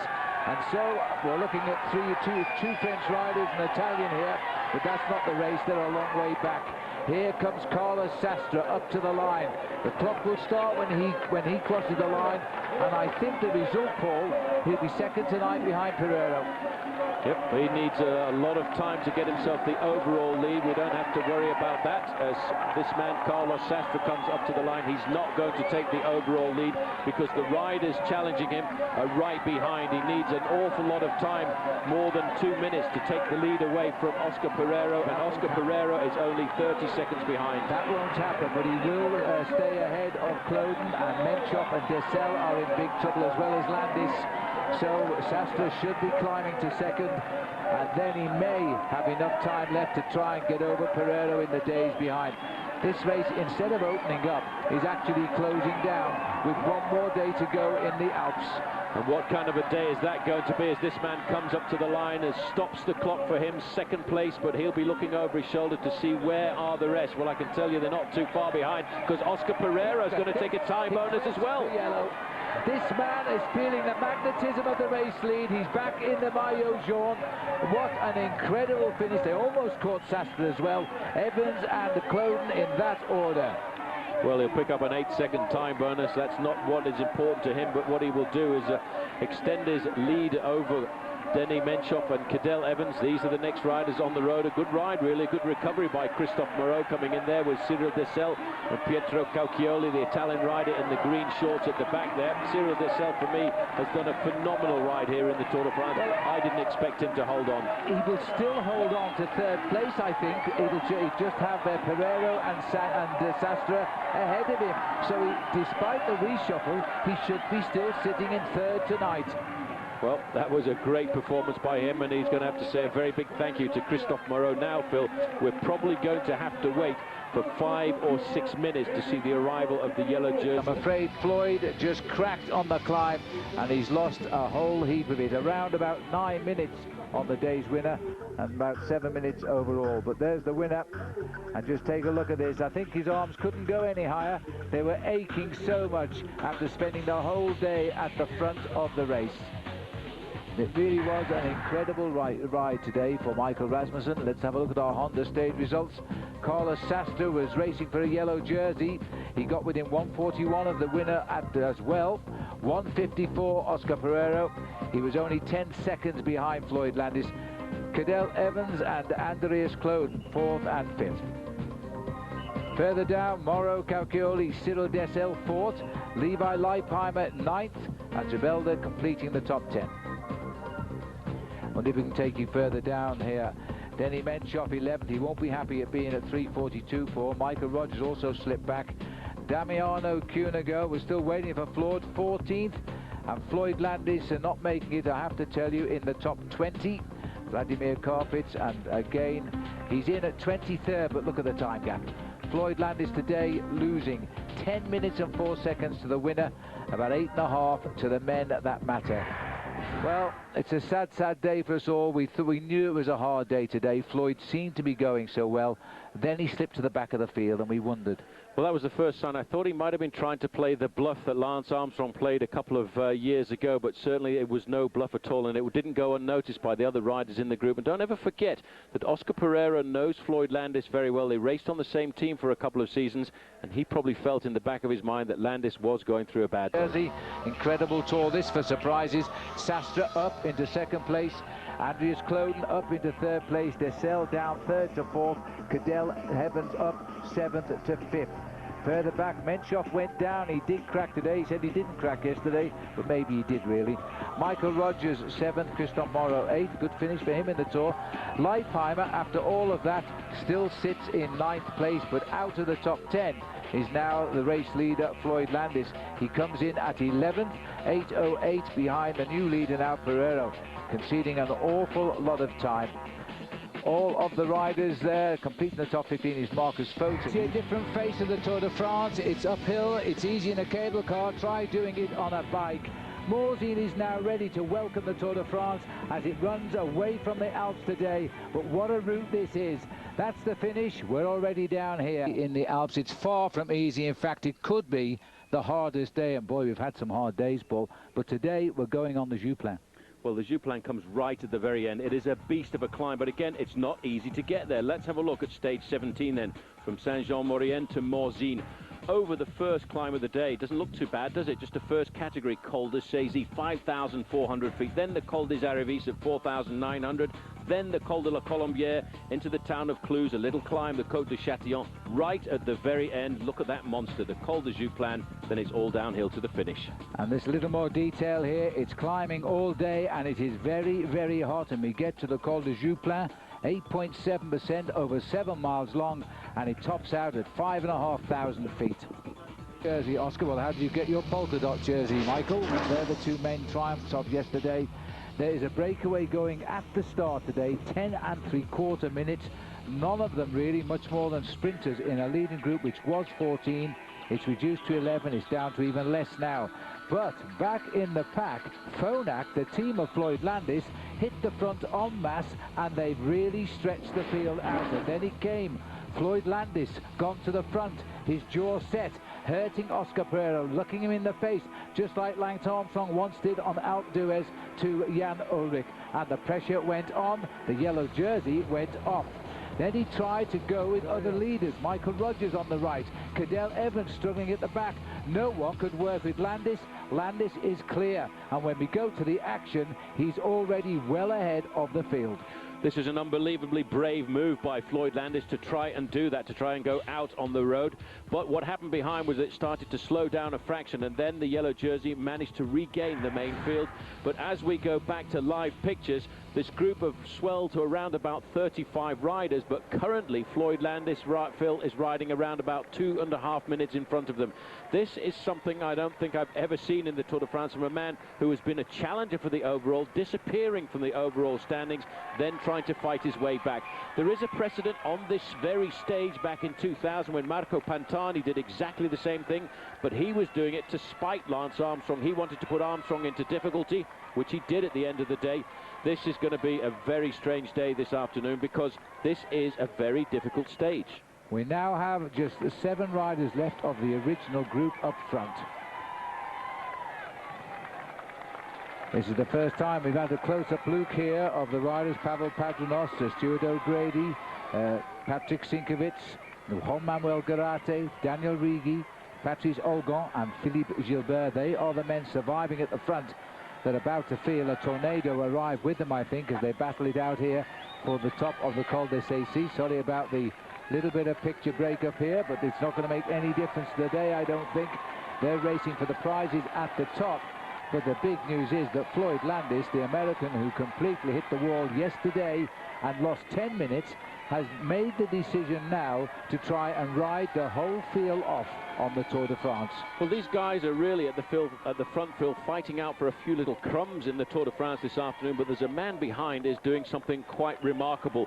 He has already got 3 minutes lead on the yellow jersey group. I can't believe that a tactic like this is going to survive, but in this Tour de France, which has been completely unpredictable, you never know, it could go completely upside down, because he's already halved the gap that he had yesterday. Well, it's a long way to go. He could get all of his lead back, but he's still got to reach the finishing line at Morzine, and that is an awful long way away. When he gets up to the top of Col de Sacy, he's got 118 kilometers to hold the field off. He's looking to hold the field off, not by a few seconds anymore, but by many minutes. This is the gamble of his life here for Floyd Landis, and if he is going to go out of this Tour, one thing is for sure, we're going to remember him as a winner or a valiant loser. Floyd Landis has now taken this race to the rest of the riders in the Tour de France. They tried to go with him, but because he's attacked so early on, they've sat up and gone back to watch each other. They too now are taking a gamble. They are all in this group. The yellow jersey is in this group as well. Well, I tell you what, this is one of the most unbelievable moves, Phil, I think I've seen in many, many years. A very brave move, but let's remember what somebody said to us this morning. Every day of Floyd Landis' tour that is left could be the last day that he actually races a bike, because after this tour, he will be having a hip replacement operation. He might as well throw caution to the wind. He's got absolutely nothing to lose. The other guys behind will start to ride a little bit more tactically. In the last week of the Tour de France, everybody starts to think about my second place, my third place, my fourth place. This man doesn't want 9th or 10th or 11th. He wants everything or nothing. He has nothing at all to lose. Well, at the moment, they've got a breakaway. Algon has gone over the top of the Col de Sacy. The rider here, Floyd Landis, is gradually getting closer to that leading group. They're going to be pretty surprised when they see Floyd Landis reach them on the summit of this climb. This has been an incredible ride already by Floyd Landis, a huge, huge gamble. You can see he's now riding at 2:57 behind the leaders, Algon, Gilbert, Lemaivel, of the riders who've gone over the top. Lemaivel, in fact, was not one of the 7 names we were told was in that front group, but he's gone over there in 3rd place. 3 riders have abandoned the Tour. Mercado, who won down in Pau, Perdiguero, who crashed yesterday and is a teammate of Floyd Landis, and the Gomez Marchant. They have all given up today, so we're down to 143 riders. Well, the cheer's being reserved here for an American now, who is going to leave his mark on this Tour de France one way or another. This is Floyd Landis going over the top of the Col de Sacy. 118 kilometers to go. Is he going to again lead the Tour de France by the end of this day? There is the very worried Maillot Jaune. We'll take a break. It's another face of the Tour de France, because Floyd Landis attacking today. It was a planned attack. He got his team to rev up at the front. He's got away. He's got quite a few minutes on the peloton, and he's chasing a breakaway group. Here's the peloton now as they go over the top of the Col de Sacy. We're waiting for the time, but it must be at least 3 minutes since Landis went over. He's in pursuit of 7 riders up front. These are the leaders. Stuart O'Grady, one of the early attackers today. 154 in this group is Philippe Gilbert, Pavel Padrinos. These are the front runners. Landis is coming. Landis, if you are just joining our coverage today, Floyd Landis, who lost 10 minutes yesterday, is now on the attack. He has left the peloton 4 minutes behind himself. He is just 2:28 behind, catching 7 leaders who got away early on. And now we have a big situation here where he's looking to recover an 8-minute loss overall. Now, he's got no fear of going down hills. He's a very good descender. Absolutely. I've descended with Floyd a few times out in San Diego when we were training together, and this guy goes downhill like a bomb. And right now, he's got nothing to fear, so he's not holding those brakes. He's going for it. Well, it's good time, I think, to remind everybody that we are looking at a man who, in fact, was an American national champion at the mountain bike. We saw yesterday a former world mountain bike champion could not go downhill to save his life, Michael Rasmussen. But you look at Floyd, he seems to be very fluid on the machine, seems to be comfortable with his machine. Absolutely, and the other thing that Floyd is good at, he can rest in that position. This isn't a really super tricky descent, so he can gain back some of that muscle or some of that fatigue that he lost going up that hill. If he can keep recovering on each descent, this could be a great day. All right, well, Robbie, we're going to try and ask you to come and join us a little later on in the programme today and see just how Robbie will support Floyd Landis today on his bid to regain the race lead. The readers at the front, they've regrouped to the original 11 breakaways now. These are the 11 men. They split on the climb, 7 and 4, but they've come back to 11 again. I'll quickly give you all of the names here. Pavel Padronos, Stuart O'Grady, Patrick Sinkovich, Daniel Rigi, Juan Manuel Garate, Bram Tankink, Patrice Algon, he won the climb, Christophe Lemavelle, Stéphane Auger, Philippe Gilbert and Luca Paolini. They got away early on, and then the Phonak boys launched their man into pursuit.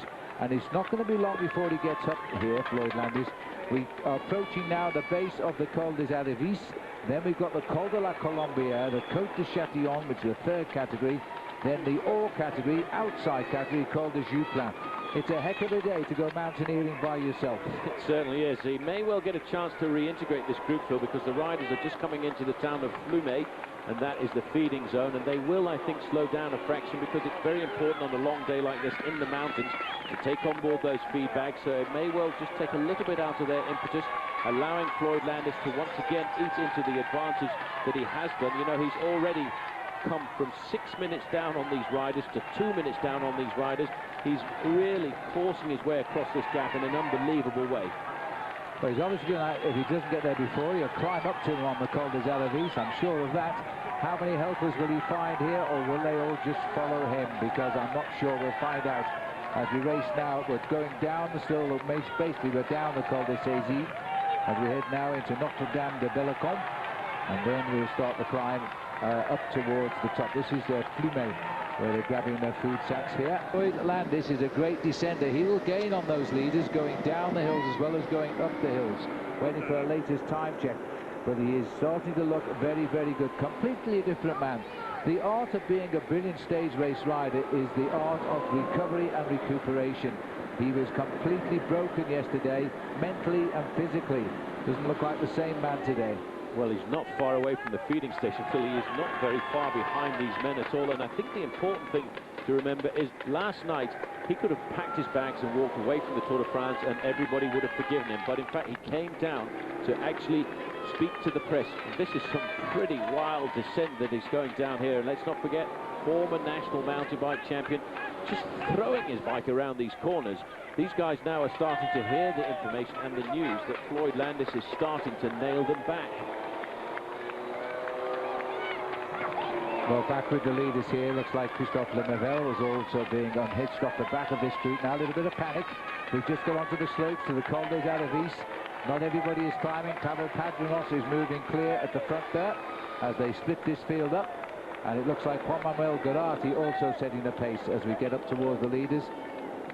That's him, 104 here. Padronos, much better known as a flatman rider than a hill rider, but he's been in this break all day today, and he wasn't split off on the climb to the Col des Saisies. Doesn't look like he's going to be either on this one. Race continuing to break up now as we race ahead. In fact, Patrice Algon, somewhat off our camera, has gone clear on his own here. There he is as he rides on towards the top of the climb. He was the first rider over the Col des Saisies. He's gone right at the bottom today and decided to go hunting for King of the Mountain points again. I just suspect that he probably knows that Floyd Landis is coming. Now, there's no reason why Algon shouldn't help Floyd Landis if he does come up here. One of the few riders in this break A who might try to go with him, believing that they might get to the finish together. Stage winner in the Tour de France, Algon. He is a climbing specialist. Here comes Landis on the same climb. Now he's going to start seeing riders very shortly up on that bend. Jean Lalonde, his team manager yesterday, so sad, as disappointed as Floyd was. All of a sudden, the Tour de France had gone drastically wrong for them. From what appeared a confident leader to 10 minutes behind. And then again, here comes this man who's had a great sleep and has come out and has started to ride like a champion we knew he was. This is a tremendous counter-attack. Well, let me remind you too of our Saab. We've been unable to predict since the start. He actually started his breakaway here when this leading group had about 8 minutes lead over the main field.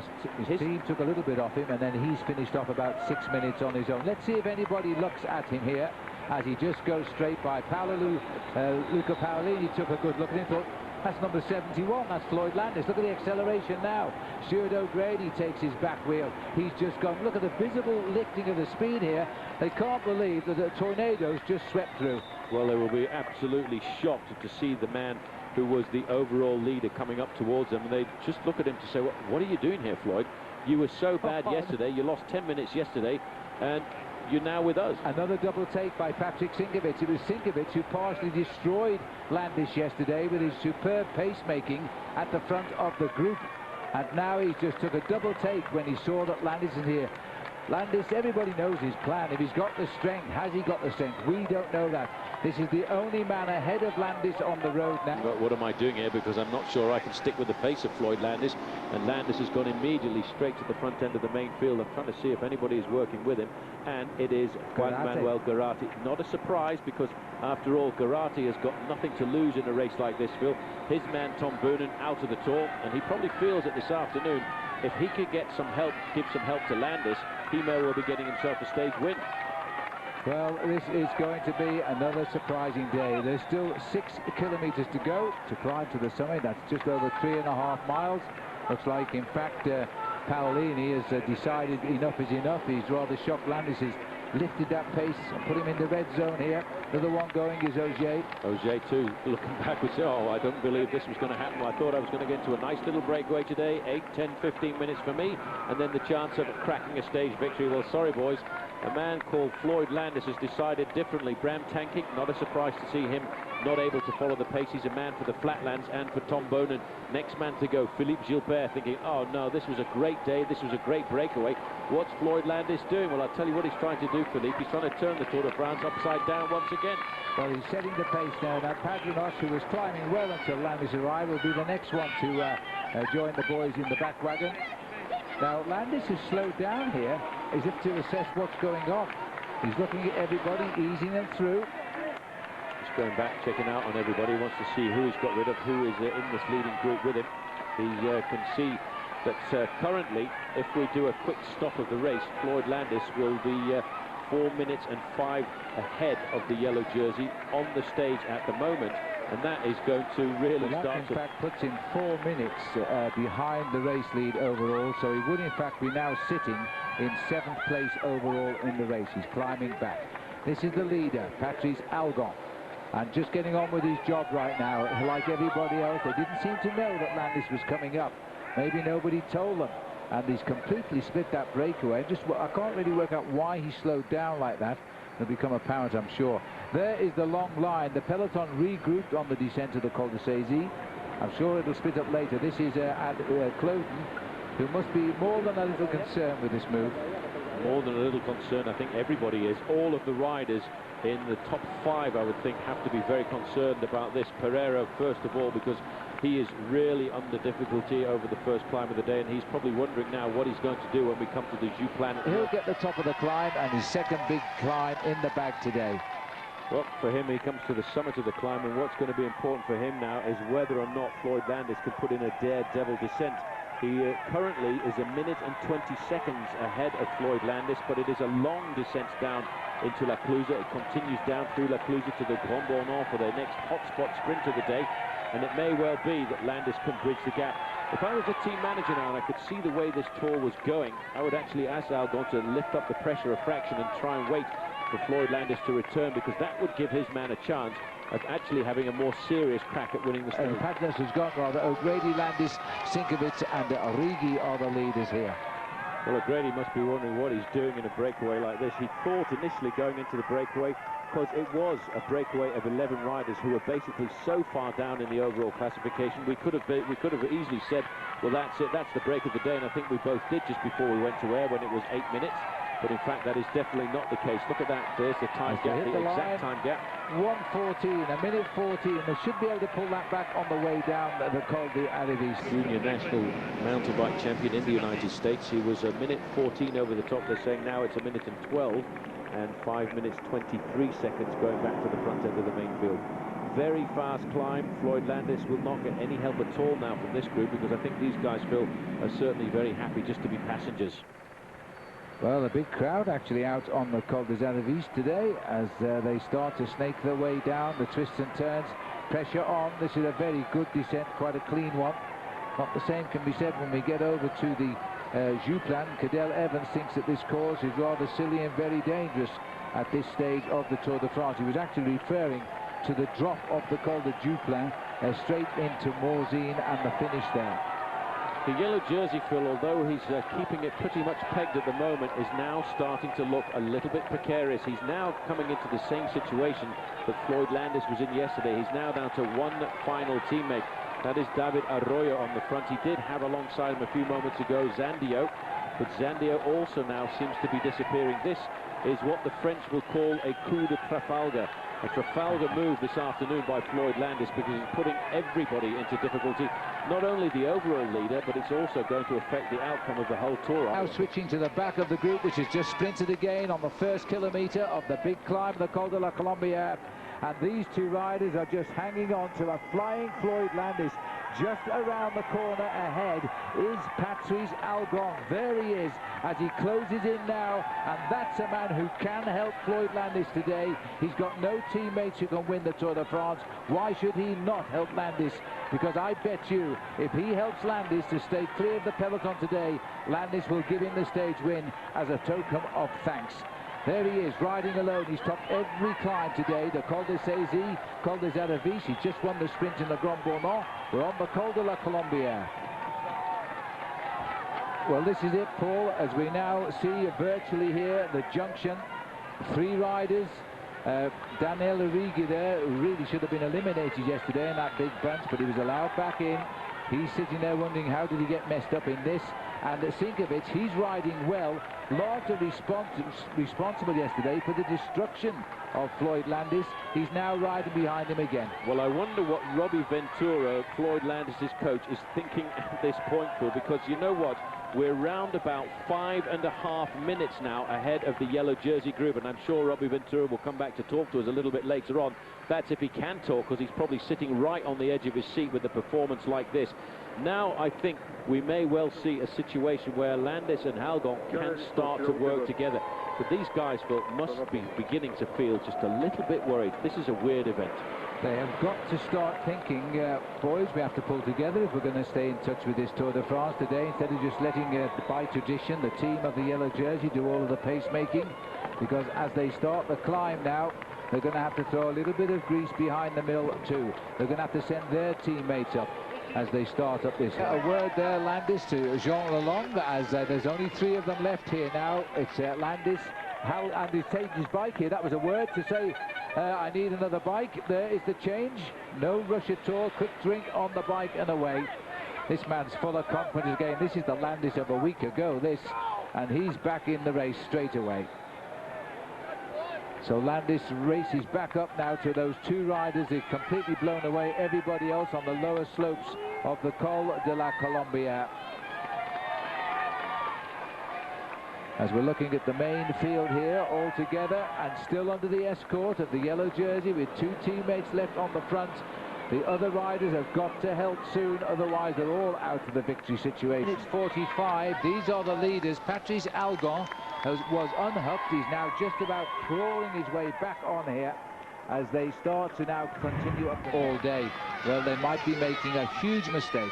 Well, the gap at the moment between the two leaders and Patrice Algon is just coming through at 27 seconds. But the main field, Phil, with every kilometre are losing time on the Floyd Landis, Patrick Sinkovic group.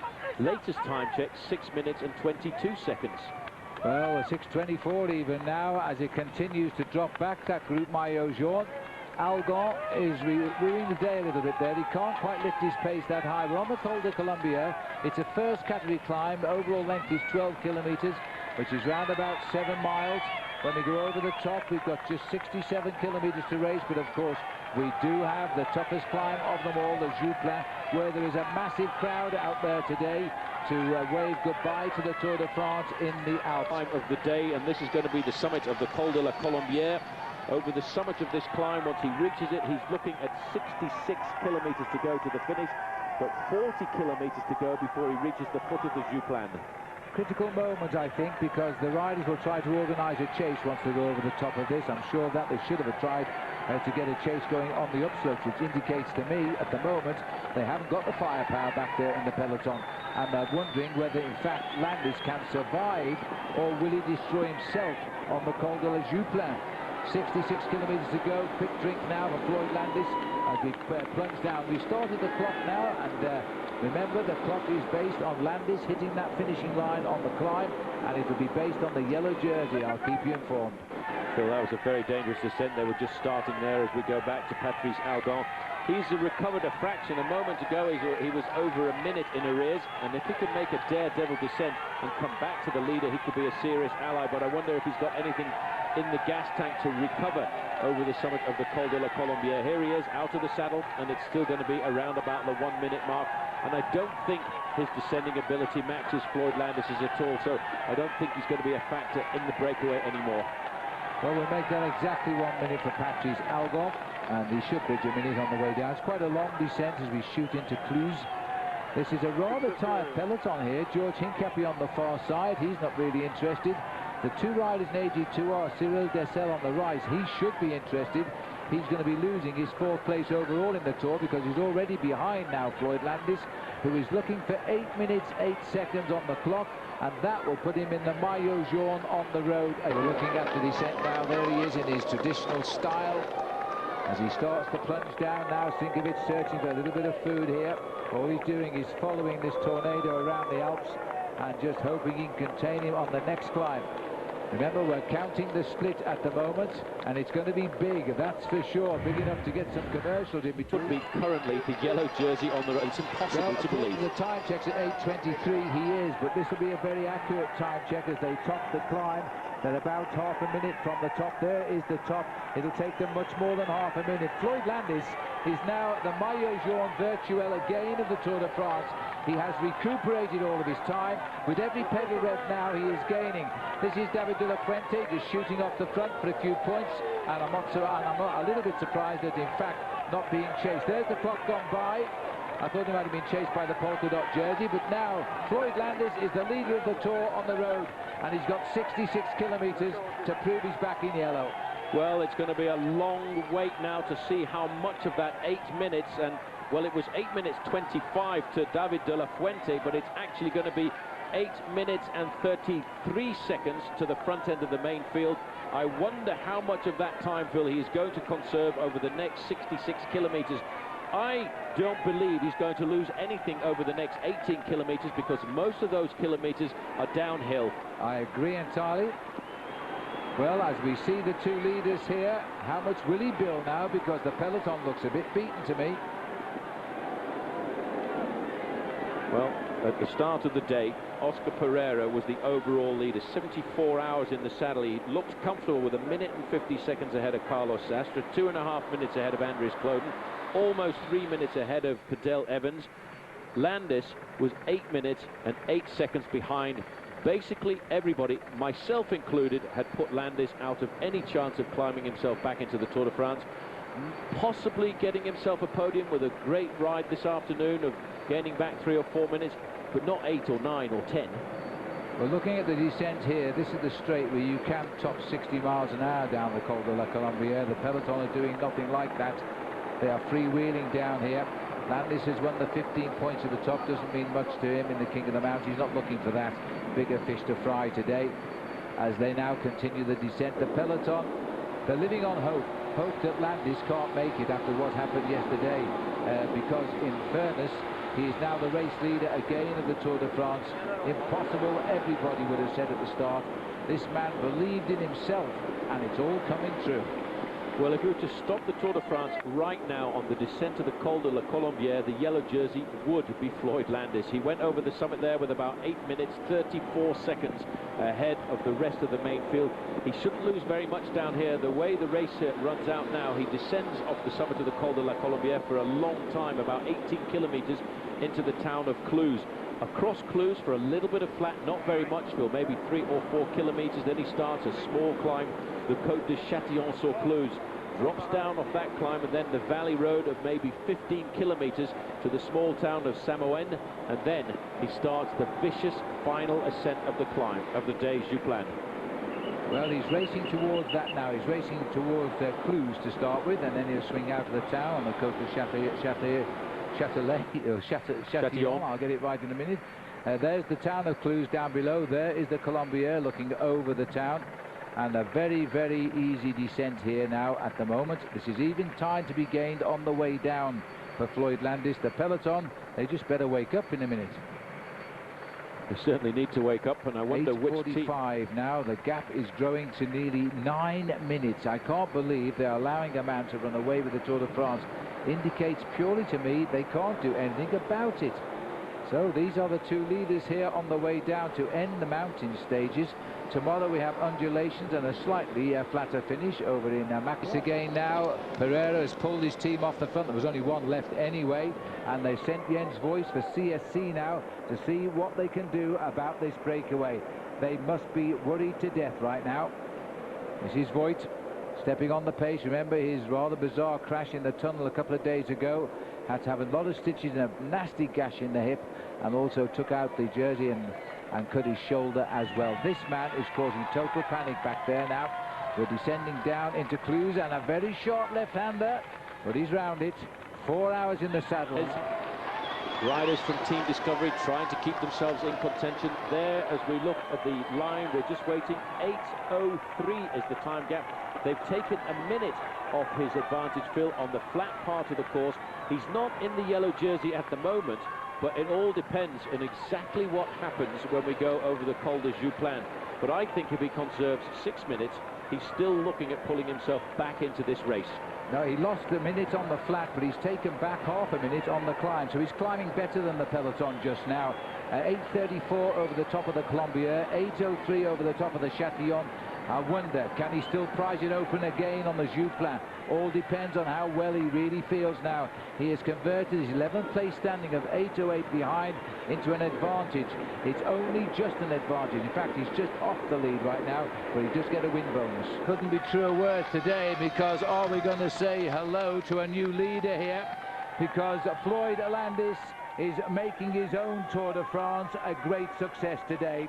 He leaves the riders behind soon after the start in Saint-Jean-de-Maurienne. He's now on the mountain which looks down on the town of Morzine, and Patrick Sinkovich is having none of this. He can't match Floyd Landis on the climb of the Jouplan, and it has only just begun. Floyd Landis, it's a yellow jersey today or never. There is the peloton. Sinkovich has cracked immediately. The climb has started. It's up to Landis now, and the rest have got to see what they can do about it. Well, I think this main field is also going to crack, Phil, once they get to the slopes of this climb, because just looking here at the man who won yesterday, he's probably going to pay a fraction for the effort of riding at the front of the race from the 4th kilometre to the finish up to the summit of La Toussuire. But look at the face on all these riders. This is a scramble. This is real alarm bells ringing in the main field. Jens Voigt knows when he turns left, he's going to go backwards as if somebody's whacked him on the head with a hammer. They have to be in a state of shock. They cannot believe what they're doing. The Col de Jouplan is almost 12 kilometres or 7 miles now. We'll climb 1,700 metres, an average gradient of 8.5%. The peloton are under 25 to go now, and it is going to be an excruciating climb. And once over the top, it's 12 kilometres downhill to the finish. Floyd Landis, one thing seems certain now, he's going to win the stage. The time will tell us where he will sit tonight overall. The time is going to be the most important thing. From the 9 minutes he had a few moments ago through the town of Cluses, it's down to 6 minutes and 19 seconds. If he can conserve 6 minutes at the finish, this is all going to change the face of the Tour on Saturday when we go to the individual time trial. Sinkiewicz, Phil, sat on his wheel all of that time, but as soon as we got to the steep gradient of Jouplan, pop, and he was gone. To the end of the Tour de France before he looks towards the final individual time trial, because from the summit of this climb right the way down to the finish, he will not lose a minute of his advantage, because it's 12 kilometers down to the finish. These are the big teams now coming to the front. Finally, Rabobank have decided they're going to set the tempo. Dropping backwards, CSC. Dropping backwards, Egoy Martinez. Going backwards as well, Chris Horner of the United States. When we go to the front next time, it is only going to be the leaders of the Tour, the men in the top 10. These are the riders who can't stick the pace in the room. The kitchen's got a little bit warm right now as they start to split up. This is a horrible fight. Levi Leipheimer, the hero of yesterday for much of it, has also uncoupled at the back. The riders are falling away here. At the moment, the last man we saw at the front was Giuseppe Guerini. T-Mobile seem to have a great team. George Hincapie also finding the pace is getting a little bit hot for him. Everybody slowly getting popped off the back, one by one. This is Frank Schleck now trying to drag Carlos Sastre. There is the yellow jersey, just a little bit further back. He's out of the saddle. He hasn't got the acceleration. He hasn't got the jump to come across here. Carlos Sastre knew this afternoon that if he wanted to win the Tour de France, he had to get time on everybody else. At the moment, he's gapping Kloden. He's gapping Menchov. He's gapping the yellow jersey. The yellow jersey, Phil, has lost the power. The yellow jersey, I think, is riding behind Cyril Dessel, who's fourth overall just now.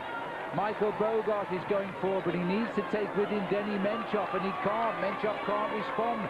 I think Menchov, we can start to discount now with Sastre, and this is a fabulous piece of riding by the Luxembourger on the front. Carlos Sastre, who was really becoming the #1 favourite to win, has been put on the defensive here, not to mention the Maillot Jaune, who is also slipping, but hanging just. Well, this is the steep part of the climb. It levels out at fraction once we get into the middle of this climb, but then again, it is savage when you get to the top, Phil. 10% at the summit of the climb. We've gone over 4 climbs of the day. Frank Schleck today sacrificing himself for Carlos Sastre. Sastre started the day 1 minute and 50 seconds down in the overall classification, but that was not counting. There was great ride done this afternoon. This is now Carlos Sastre out on his own. Sastre has now got to go it alone. Schleck is giving him a launch pad, has no more left in him. It's now up to Sastre to ride this mountain alone and for the moment be best of the rest. There could be a yellow jersey awaiting Sastre. Right now there is, if he can continue to progress. Remember, the record is 7 different leaders. The next leader, if it's Sastre, will be the 8th. Well, Sastre needs to make 1 minute and 50 seconds over Oscar Pereiro. He starts the day in 2nd place. Cadel Evans there scurrying across the gap. He's onto the wheel, I think, of Christophe Moreau. Again, the reaction's coming. Everybody scrambling, Phil, to keep in the race. One thing was right. We knew the peloton would implode on this climb. It's an act of desperation. These riders now have been thrown into all sorts of problems by Floyd Landis. The man that they counted for dead yesterday has come right back into the Tour de France. This is Dennis Menchov. Not sure where he is, but he don't look happy. Nobody knows where he is. He can't be in a very good position because he's at the back there with Michael Rasmussen moving forward. Let's have a look. Andreas Kloden with the yellow jersey. David Arroyo is the teammate of the yellow jersey with number 92 there. Giuseppe Guerini looks over his shoulder. Andreas Kloden said a couple of days ago, I'm stronger than anybody else. I've beaten them all before. I finished 2nd in the Tour de France. But he, Phil, is not enjoying the climb of the Jouplan either. They're trying to control Sastre at the moment because logically he will now be the next leader on the Tour de France if the chase continues to bring down the lead of Floyd Landis. But you know, Landis, if he just gets a nice chunk of that deficit tonight, he can still win this race in the time trial on Saturday. That's his speciality. Well, Floyd Landis losing a bit of his advantage here this afternoon. It's 4 minutes and 55 seconds now back to Carlos Sastre, but 5 minutes and 15 seconds back to the group of the yellow jersey. For everybody, it's every man for himself on the slope to this final climb of the day. Sastre looks very good, but he's looking for 1 minute and 50 seconds. Cadel Evans trying to get up to him. Trying to get across the gap, scurrying away. This is the best ride we've seen in the Alps from Christophe Moreau. Yesterday, he was the faithful teammate for his teammate Cyril Dessel to try and keep him as the best Frenchman. Now he's riding on his own. Cadel Evans trying to look at a podium position for Australia, but up the road there's a massive gap. The man just in front of him, just going around the camper vans there, is Carlos Sastre of Team CSC. This is a fantastic crowd here. We knew they would come here. this is a renowned climb in the Alps here. It is such a hard climb. They can't believe after 10 passes already in 3 days, these riders can do this an 11th time. There is Sastre now trying to line up Floyd Landis. He won't see him till the finish, but what will the time get? Number 81 getting onto the wheel there of Frank Schleck. Dennis Menchov a little bit further back. We're going to join here. This is Cadel Evans, can't stay with Christophe Moreau. The Frenchman there in front from AG2R is riding his best day in the mountains for the last couple of years. He's been riding, I think, his best Tour de France, but yesterday he played a perfect teammate to look after Cyril Dessel.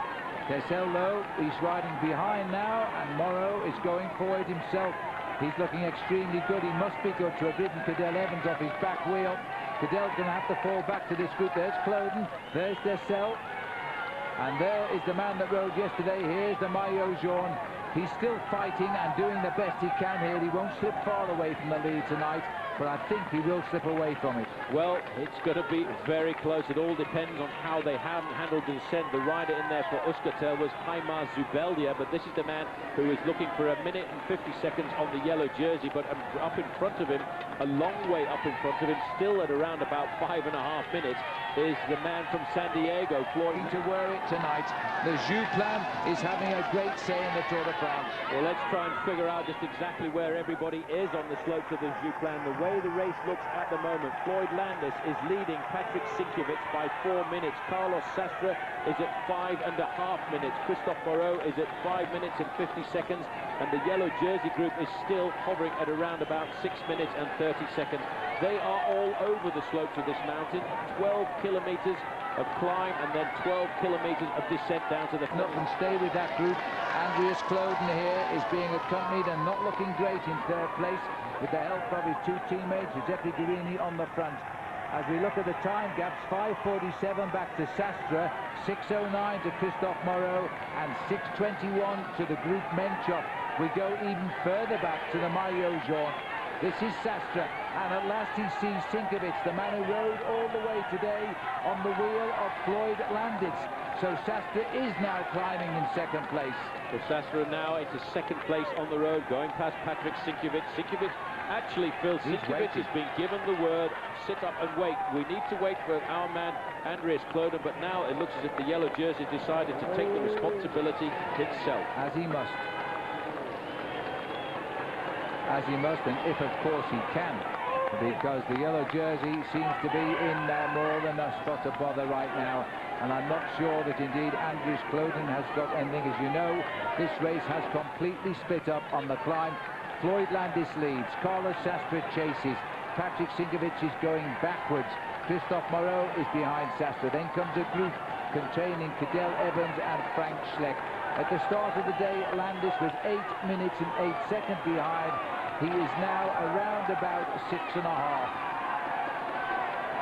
So he's moved right up to the leaders now. Enjoy this battle of the Jouplan, because we are staying with it now all the way to the finish here on OLN. What a day this is going to be. What a day it has been. And is he going to have a happy ending now for Floyd Landis? Important pass to Christophe Moreau here. He's riding himself up possibly into the Best Young Riders competition this afternoon. He was in second place in that competition at the start of the day. 2 minutes and 42 seconds down on the German rider Marcus Foten, but we're looking here, Phil, at a man who in the past has been the youngest winner of the Giro d'Italia. At 24 years of age, Damiano Cunego is a man for the future. The days of Fausto Coppi anyway, as we now look at the top of the climb here, well, as we approach the climb top rather. The Maillot Jaune, Oscar Pereiro, refuses to lie down on the climb of the Jouplan. He may be just, and he hasn't yet lost the race lead, and he still fights on. Carlos Sastre is close, a handful of seconds. How many times have we seen the battle at the finishing line to keep yellow? So far, they haven't kept yellow by 10 seconds, by 8 seconds. It could be the same today for Pereiro. Top HC or category, outside category. Landis has done everything possible today. He's led over the Col de Colombier, the Col de Châtillon, the Col de Jouplan. Now it's 7 miles downhill to the finish. You know, the horrible thing about the Col de Jouplan is you go over that point there that shows you've come to the summit of the King of the Mountains classification. You think you're going to start the descent immediately. Well, actually, you don't. It's level for a kilometre or so, and then it kicks up just a little bit further before you then plunge down the next 11 kilometers to the finish line. This is the third and fourth rider on the road, Christophe Moreau and Damiano Cunego. But what's more important, I think, to us is just to keep a very close eye on the clock at the top of the Col de la Jouplan. Looking backwards here is the Rabobank champion, national champion Michael Bogart, trying to coax that rider on the left who is absolutely dying out there. That is Denis Menchov, and look who rides past them all. The Maillot Jaune picking all his rivals off who have tried daily to rob him. He just rides through them, is watching them crucify themselves and get nowhere. And watch out, you know, for Oscar Pereira, because although he's defending himself on the slopes of the climb here, he's a very good descender. We've seen him go downhill very fast in the past. He takes so many risks. On one occasion, he went off the edge of the descent of the Col de la Guillebier because he was trying to have his lunch going downhill at 50 miles an hour. Today, it's a little bit different. There's something else in store for him at the end of today's stage, because if he can pull back a few seconds on the descent of the Col de Jouplan, he could keep himself in the yellow jersey. Because our cameras are jumping all over the Jouplan at the moment. And now the yellow jersey is teaching the men who have tried to break him on the climb how to ride towards the end of the Jouplan. And Michael Rogers and indeed Andreas Kloden aren't really able to do much about it. The gap at the moment still being shown at around 5:59. Don't forget that down the way on the other side, taking his risks now, is the man who's flying the flag for the USA, Floyd Landis. On the twists already, as our camera's still looking at Carlos Sastre as well on the climb. 5:14 to Sastre, 5:58 to Moreau, 7:04. The Maillot Jaune at the moment is still very close to staying in yellow. Well, it's a big battle. He starts to get his jersey together here. He's going to face himself up to the descent of the Col de Jouplan, and it's going to be a very precarious descent for him. He's looking at around about 6 minutes his advantage over Floyd Landis on today's stage. But what he's got to think about is what's going on behind him. What sort of damage has he done on a day like this? Well, as we head up towards the summit of the Col de Jouplan, remember Landis on the way down to his first ever stage victory in a Tour de France. He made the yellow jersey a first this year as well. Bang, 5:07 is the gap for Carlos Sastre now. But it might be advantage Landis on the descent. Now the next big time check we want is the Maillot Jaune. Well, this is the next man on the road, third place for the Frenchman, Christophe Moreau, and just behind him will be Damiano Cunego, but it's a long way back to the yellow jersey. The last time check I guesstimated, Phil, was around about the 7-minute mark, but that's, if it is still 7 minutes, that's going to be yellow jersey to Sastre. Here is Christophe Moreau making his way through the cloud here. This has been an unbelievable turn up for the books. Everybody knew the Jouplan was going to be difficult, but Floyd Landis, with his breakaway this afternoon, made it terrible for everybody. Well, the cheers will be for this Frenchman because he's done the ride of his life. Christophe Moreau coming up today. But it's not Cyril Dessel, his teammate, because Cyril may be losing fourth place now. He goes over the top at 5 minutes and 58 seconds. Behind, the big time gap we're looking for now is that of the Maillot Jaune, Oscar Pereira. Here he is as Michael Bogart stamps away up through the crowd. This is a bigger crowd than I've ever seen on the Col de Jouplan, almost as if they sense that this was the deciding climb of the Tour. And you know what? It isn't going to be the case. This race will go on for the next 3 days. Well, we're looking here at the yellow jersey, Phil. My quick calculation on the time of Carlos Sastre, if it says 6 minutes and 57 seconds, then the yellow jersey has lost his overall lead, but that doesn't mean he'll lose it on the day, because he could very easily bring something back on the descent. Michael Bogart is the man setting the tempo at the front, just ahead of Frank Schleck, just ahead of the yellow jersey. I'm looking at the clock to see what the time is going to be when they stop it on the line. And they stop it there on about 6:52, so the yellow jersey is still in the yellow jersey for only a handful of seconds. Jersey take the numbers in the overall classification, throw them up in the air and see what they come down. Landis way ahead of everybody else in this race here this afternoon. He's charging down the descent, probably at speeds approaching 60, 70 kilometers an hour, but Phil, it is a treacherous descent away from the summit here of the Col de Jouplan. It's one where if you take risks, you can actually build on your advantage, and we know that Floyd Landis is a very good man at going downhill. Well, we're here with Cyril Dessel. Under the 5 kilometre to go banner and is flying down the mountain. These riders are still on the false flat here. At the start of the day, but Floyd Landis, Phil, he can almost see the town of Morzine in the bottom. He's gone through the most dangerous part. There's 1 or 2 tricky little bends down towards the bottom, but you can be absolutely certain Floyd Landis knows this descent. There is the finish line. Well, you can't actually see the structures, but the town of Morzine is in the bottom here as this man goes downhill as a very accomplished descender, much better than we can see of Carlos Sastre, who's a lighter rider. Well, if Floyd Landis gets down there, and he will now, to win his first ever stage of the Tour de France, he has absolutely made amends for that collapse yesterday, 18 kilometres from the finish. Whatever happens in his overall position and whatever happens, he's going up the rankings tonight. He has won his first ever stage of the Tour de France. He has thrown this whole race into absolute chaos by an outstanding piece of cycling that started at around 50 kilometres into the day. And it's still there 150 kilometres later. Right now his body has been hurting for the whole day, but Phil, as we look at the yellow jersey, still further up the slopes, he's still got to get down to the start of the descent. He's losing time, but for Floyd Landis, the pain now is so much more acceptable at the front of the race because he knows he's riding to the stage victory, and he's riding himself back into the race that last night he must have thought he had no chance at all of seeing again this year. He can go, he's on the lower slopes now. Soon he'll be shooting into the town of Morzine. We have a little different approach these days. He's taking risks though, he wants every second. Every second is going to count. Michael Rogers today sacrifices his place in the top 10 overall to try and keep Andreas Kloden up there. Maybe Team Mobile should have thought about looking after Michael Rogers, because Kloden really has not been up to the mark. Michael Rogers will zip up the jersey now for the journey down. Like everybody else, he thinks he's about to go downhill there, but there's whole climb to come. We are into Morzine now. These people have watched this escape all day today on a large screen. Watch these corners, because we don't want nothing to ruin a perfect day for Floyd Landis. The man is back. Whatever he is tonight in the Tour de France, he is one of the great riders of this race once again. Well, this is one of the most incredible performances I've seen. It's fine letting a guy like Richard Viron get away on a stage like this, because you know he's not going to win the Tour de France. But inside of the final kilometre now for Floyd Landis, 2 left-hand bends. He'll drop down here about 400 metres. He'll face another left-hand bend, and it's a slight drag up towards the finish line of what's going to be important. Phil, look at the way he's sprinting. He's not even cruising. He's not going to enjoy this victory until he crosses the line. Every second counts. He's racing to the line like a man who's just moved up the front of the peloton. He has not cracked today. He's done everything right. He's used that water to its fullest. He's looking for the line when the clock will start, and he will see him come from the depths of 11 up probably into the top 4 riders today, but we don't know until the other riders come off the Jouplan.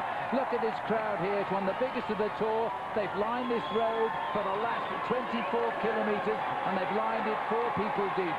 Well, they have seen and witnessed something this afternoon which is going to be talked about for many years in the sport of cycling, for many years in the history of the Tour de France, and still, Phil, he will not give up. He will keep powering all the way to the line, because every second now is going to count for Floyd Landis from San Diego. Floyd Landis comes home, his first ever stage win in his 5th Tour de France. He's had 3 yellow jerseys this week, but he hasn't never dreamt he'd get another one, and now he's made it possible before the finish in Paris to win this race. That's a nice show of determination, a magnificent piece of revenge. The clock has started now as Landis gets off his bike like he's about to deliver the newspaper. Well, what a ride through the Alps that was for Floyd Landis here this afternoon, Phil. I could not believe that he was going to survive on a day like this. We had a great insight from his coach, Robbie Ventura, who felt confident that Floyd was able to do that.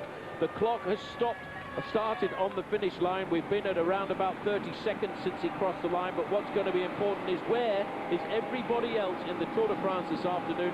This is one of the monumental battles I think we have both ever witnessed. Lost time though. It's a question whether Sastre can pull on yellow. It's going to be very complicated on the line, Phil, to work all this out, because out on the road this afternoon, Floyd Landis has earned himself 30 seconds, so that's 30 seconds that he doesn't have to worry about with his advantage at the end of the day. But also coming down into second place, Carlos Sastre is going to grab himself a 12-second time bonus as well for second places. So it's all a question of what the finishing clock is going to tell us. It really is going to be exceptionally close for everybody concerned. I don't think Landis has done enough this afternoon to get the yellow jersey. It could well be between Sastre and, of course, Oscar Pereiro. But then I think the riders are going to be so close together, it will be decided in the final individual time trial. There'll be one cracking time trial on Saturday. It's a long one, 54 kilometres, racing against the watch on what is a very hilly course. There's going to be a big fight there for the final positions in Paris now. I can't believe we're talking now. Floyd Landis back in the race. He started the day 8 minutes and 8 seconds behind. He ended the race in tears yesterday, a complete disaster. And to his total credit, he never made an excuse. He just simply said he had a bad day. He didn't blame his team. He didn't blame anybody but himself. He came out in angry mood today to put the record books right. And there's been a crash, and down Moreau went down. On the way down, the Jouplan, well, I'm surprised it's only caught one rider out, but at least he's okay. And this will be, and a nasty tumble there too by Cyril Dessel. These are desperate times in the Tour de France. He's fourth overall, and he's fighting to keep it. Well, he's fighting to keep it. He wants to stay in the race. There's so many riders will take risks on the descent, charging down here. Fortunately, Floyd Landis is home and safe, but every rider now is fighting for their position to survive the Tour de France in this final day through the Alps, because it is going to be so crucial. He's up and riding again. This man has been a great hero for France. When you finish up near the top, it makes you a second man in those legs. There's the kilometre for Sastre. The climb at the finish is approaching. The finish time is about 4.5 minutes. He's going to be around 5.5 minutes. So you see, Floyd Landis has taken a little bit more time out of him.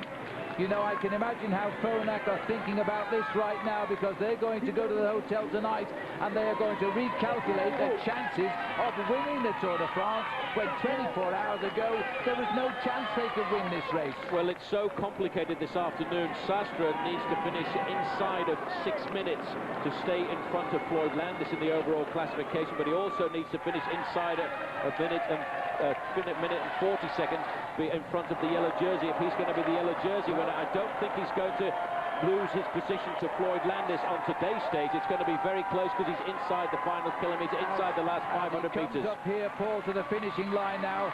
5:07 at the top of the climb. Sastre has lost time on the descent. They might be crucial seconds for the time trial when that comes up a day after tomorrow, because Landis has made an incredible descent here. 5:07 it was. He's taken 30 seconds and counting. He has taken the best part of a minute of Sastre on the way down the mountain, and that could be absolutely crucial in winning the Tour de France. 5:41, I reckon it was. Well, I make he's going to have an advantage of about 20 seconds ahead of Floyd Landis in the overall classification. Christophe Moreau is going to be the next rider home, but then we've got to do another calculation between Sastre and, of course, Oscar Pereiro. Well, the battle now primarily is between Sastre and Pereiro for who wears yellow tomorrow. Will it be Pereiro who keeps it? He's a very good descender. It looks as though Sastre hasn't given all on that descent, because Landis pulled out an extra 35 seconds on him. Here comes Damiano Cunego, the Italian, who probably tonight will be the new leader in the best rookie competition in his first Tour de France. Up and down this Tour de France has been over 3 weeks. I've just made a quick calculation, Phil. Because of the 12-second time bonus, Carlos Sastre needs to wait a minute and 38 seconds to see the arrival of Oscar Pereiro. If Oscar Pereiro doesn't come in within 1:38 seconds of his time, then there's going to be a change in the yellow jersey tonight, and Floyd Landis is going to be third. Well, he's going to make it, Paul, because he's coming in with a sprint. I think this man has kept it. He needs to be around 7:11, I think it is. 7:11, 7:18, and he's sprinting to the line, and this time I think Oscar, the big surprise, who was given that breakaway of a half an hour, he doesn't care who wins this sprint. It's same time finish. It is going to be desperate. The seconds are there, but this time, Oscar, they're in your favour. You still lead the Tour de France, and we're talking 4-5 seconds. We are talking seconds, as the next man to come in is Cadel Evans. He too is trying to stop the clock. Look at the face. He's not happy with this one this afternoon. Here is Rasmussen and Dennis Menchov. Thanks to Menchov for looking after him. Where is Cloden? Cloden was the man that T-Mobile did all of that pacemaking along the Valley Road for this afternoon, and we haven't seen him. Here is Cyril Dessel, the man who started the day in 4th place. This has been an unbelievable day, one like that we've never really visited in the Tour de France in many years, as this young man now is trying to keep himself way up in the top 10 overall. Well, a quick look at the standings. Floyd Landis, I reckon, was a very good winner ahead of Carlos Sastre, Christophe Moreau and Damiano Cunego. Oscar Pereiro crossed the line in 7th place, stopping the clock at 7 minutes and 8 seconds. Now it's just a question of where is everybody else in the Tour de France here this afternoon. Just look at the crowd here in Morsey, and I wonder if they realise what they have witnessed today in the most exciting finish for years. Floyd Landis of America breaks away across this mountain range, and he holds them all off to win his first ever stage and climb right back into the Tour de France. But nobody has decided the race. The Alps have brought everybody together again. It's all down now to a time trial. They always call that the race of truth. It's never more truer than today. This Tour de France continues. Well, Giuseppe Guerini coming there. 40 gone by. Gaps are big. Here is Cyril Dessel fighting his way home. Cyril Dessel gets all the cheers there. The crowd saw him fall on the descent of the Jouplan. You can probably hear them screaming as he crosses the line. So as we look here now at the mountains, they have not decided the Tour de France, but Floyd Landis has told us something today. This man has had a day of redemption. He has proved his the Honda stage results, and can you believe that? Down and out yesterday, top of the list today. Floyd Landis wins the last day in the Alps. Sastre again second in as many days. Moreau refines his legs. Damiano Cunego will probably lead in the white jersey competition tonight. Michael Bogart, another great day for the champion of the Netherlands. Frank Schleck, Oscar Pereiro, the race leader, finishes 7th, 7 minutes 8 seconds behind Landis, exactly 1 minute off the lead that Landis had behind him this morning. This has been an incredible today. Michael Rasmussen is 11th, Menchov, Sinkovic, Valjevic and Guerini. Results, Oscar Pereiro still leads by 12 seconds. Sastre is second, but look at that. Floyd Landis from 8 minutes 8 seconds behind to 30 seconds off yellow. That is the best position to be. No pressure with his team yet. Andreas Kloden is in 4th. Cadel Evans holds on to 5th, 3 minutes 8.